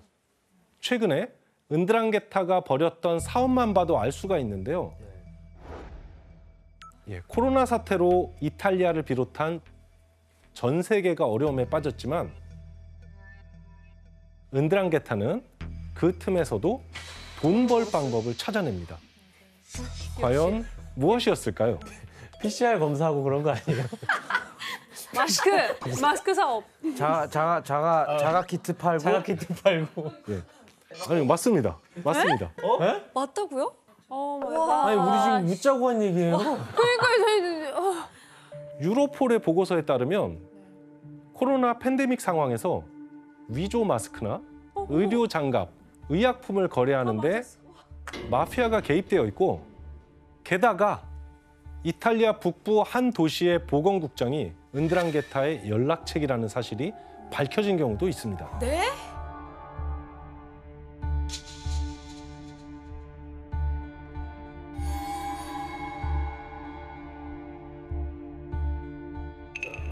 나 방금 충격받았어요. 건강은 건들면 안 되지. 심지어는 장례식 업체에 투자하기도 하고 병원에서 나오는 세탁물을 처리하는 클리닝 업체에도 투자를 하고 있습니다. 와 진짜 별짓을 다 하는구나. 가면 냅뒀잖아요. 백신 만들었을 것 같은데. 가짜 백신. 와우. 그냥 비즈니스맨들이네. 대기업이 진짜 맞는 것 대기업이에요. 같아요. 대기업이에요. 이뿐만이 아닙니다. 무엇보다 또 뭐 있어요? 은드랑게타는 가난하고 소외된 이들을 위한 돈까지 갈취했습니다.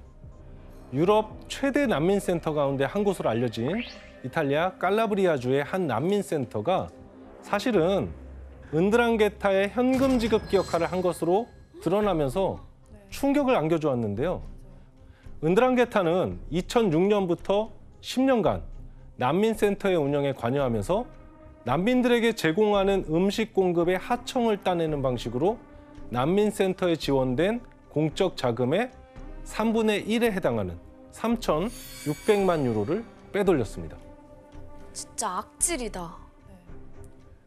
이탈리아 경찰 발표, 마피아가 난민기금 수백만 달러를 빼돌렸다. 이렇게 이야기하고 있죠.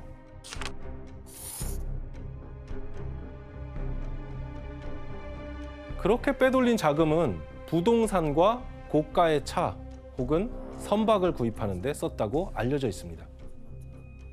이렇게 각 분야를 넘나들며 악행을 저지르는 마피아들이 2010년대 들어서 가장 큰 공을 들여서 활동하고 있는 분야가 있습니다. 코사노스트라, 까모라, 은드랑게타까지 이 3대 마피아 조직 모두 끝이 없네, 끝이 없어 진짜. 대체 뭘까요? 바로 농업입니다. 그죠. 그만해. 농업까지요? 우리가 흔히 농업을 의미하는 아그리콜투라와 마피아를 합친 아그로마피아라고 부르는데요. 마피아들은 오랜 경기 침체로 가격이 떨어진 농장과 가축들을 사들여서 농장을 다시 임대하거나 혹은 노동자를 고용해 농작물을 수확하고 유통해서 돈을 버는데 하루에 14시간까지 일을 시키고 있어요. 고작으로 그냥 3.5유로. 그래서 원으로 한다면 5천 원밖에 안 돼요. 어떡해. 마피아들은 가짜 농식품을 유통해서 문제가 되었는데 올리브유의 경우에 미국에 수출하는 제품의 최고 등급인 엑스트라 버진 상표를 부착했는데 실제로는 중동산 올리브 찌꺼기로 만든 것이었죠. 아우, 좀 그러지 마. 또 값싼 해바라기유나 카놀라유를 엑스트라 버진 올리브유라고 속여 팔기도 했습니다. 자, 이렇게 가짜 식품 유통을 비롯해서 올리브, 토마토, 아보카도 농장 같은 농업 분야에서 마피아들이 벌어들이는 수익이 연간 200억 유로에 달합니다. 이 농업이 마피아의 전체 연간 매출의 15%를 차지할 수준이라고 합니다. 그러면서 에너지 분야에서 특히 재생에너지에 대한 투자가 이어지고 있는데 마피아의 눈에 이런 동향이 포착된 거죠. 이탈리아 마피아들이 주목했던 것은 그 가운데에서 풍력 에너지였습니다. 이렇게 환경과 관련된 에너지 분야에 투자하는 마피아를 에코 마피아라고 부릅니다. 너무 안 어울린다. 에코 마피아 너무 안 어울려요. 사랑스러운 살인자 같은 거 아니에요? 그렇다면 마피아들은 왜 풍력 에너지에 눈독을 들였던 걸까요? 이탈리아와 유럽연합이 풍력 농가 건설에 보조금을 지급했는데요. 마피아들은 지방 공무원들에게 돈을 주는 대가로 풍력 설비 및 건설 허가권을 소나기에 넣고 해외 기업에 처분했습니다. 그러니까 이런 식으로 현대가 달라지고 있는 것 같아요. 옛날처럼 그런 갱스터 같은 그런 거 말고 총 쏘고 그러니까 이런 게 그런 느낌의 마피아가 아니라 마피아가 이제. 그냥 이태리를 집어삼키겠네요. 전 세계 아닐까요, 언젠가? 자, 이렇게 시대에 맞춰서 옷을 바꿔 입고 그럴싸한 사업을 하는 것처럼 보이지만 마피아가 악행을 저지르고 있다는 것은 변함없는 사실이죠. 특히 마피아가 서민들의 삶을 짓밟는 일은 여전한데요. 바로 마피아가 걷어들이는 보호비가 서민들의 일상을 피폐하게 만들고 있습니다.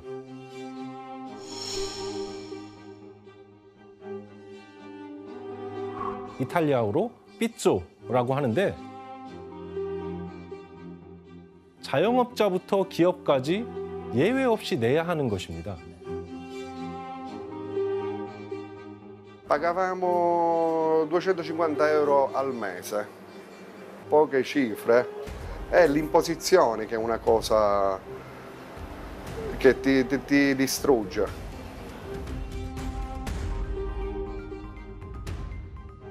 팔레르모만 해도 매년 1억 7천만 달러에 달하는 보호비를 걷어들인다고 하는데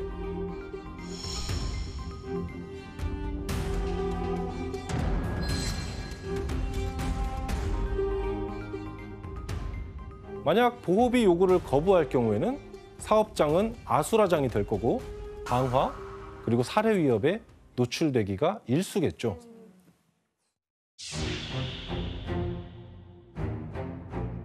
팔레르모에서 의류 공장을 운영하고 있던 사람입니다. 그 역시 당연하게도 마피아들에게 보호비를 내고 있었고 어느 날 이를 몹시 불합리하다고 생각하게 됐죠. 그래서 공개 서한을 통해서 마피아의 보호비 요구를 비난하고 공개적으로 보호비 거부 선언을 했던 것이죠. 이 공개 서한은 친애하는 갈취자에게로 시작됩니다. 당시 팔레르모 일간지에 실린 글을 확인해 볼까요? Non ho paura e non pago il pizzo. Libero Grassi, titolare della Sigma Biancheria, resiste al racket delle estorsioni. Ho subito due estorsioni, una rapina, oltre a intimidazioni varie. Che lui dice se tutti si comportano come me, si distruggono gli struttori.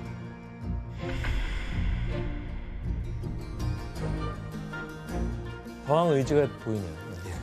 쉽지 않은 위지인 것 같기도 해요. 같은 날 그라시는 보호비를 받아간 마피아 조직원들을 경찰에 신고했고 결국 5명의 마피아가 체포됩니다. 우와. 자, 하지만 그때부터 그의 불행은 시작됩니다. 어떡해. 그렇죠. 사건이 벌어지고 얼마 지나지 않아서 공장은 누군가의 침입을 받았고 미수에 그치긴 했지만 방화를 당할 뻔한 일도 있었습니다. 그리고 결국 공개 서한을 낸 지 1년도 채 되지 않아 그라시는 총상을 입은 의문의 시체로 발견이 됩니다.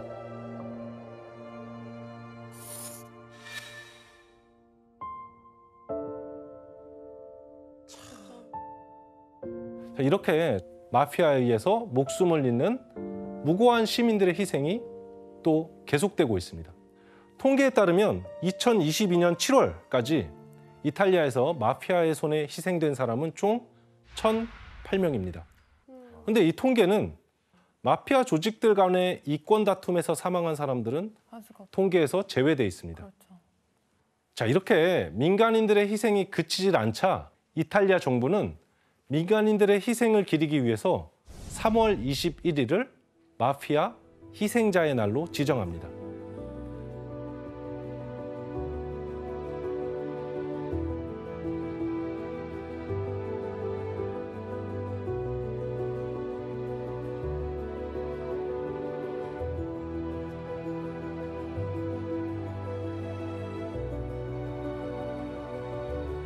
E tutti gli altri di cui non siamo ancora.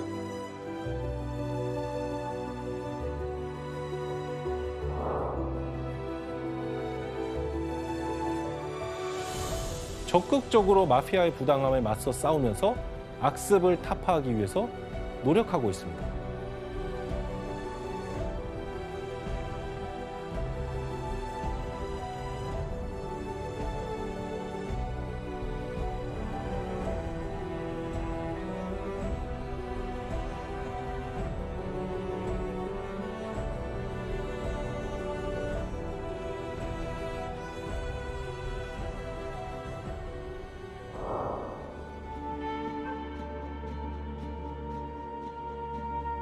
이탈리아 최대 마피아 조직인 은드랑게타를 겨냥한 3개의 재판이 시작됐습니다. 현재 언론들은 조직원 91명 중 70명이 유죄를 선고받았다고 전했는데요. 핵심 고위급 조직원 6명은 최대 20년형을 받은 것으로 알려졌습니다. 이탈리아 사회에서 마피아는 경제적 이익을 위한 폭력 집단 이전에 이탈리아만의 독특한 역사 발전 과정이 낳은 역사적 산물이라고 할 수 있습니다. 사회적 통합을 제대로 이뤄내지 못한 국가가 어떤 위기를 맞을 수 있는지 한 번쯤 생각해 볼 수 있는 계기가 됐으면 좋겠고요. 오늘 강의는 여기서 마치도록 하겠습니다.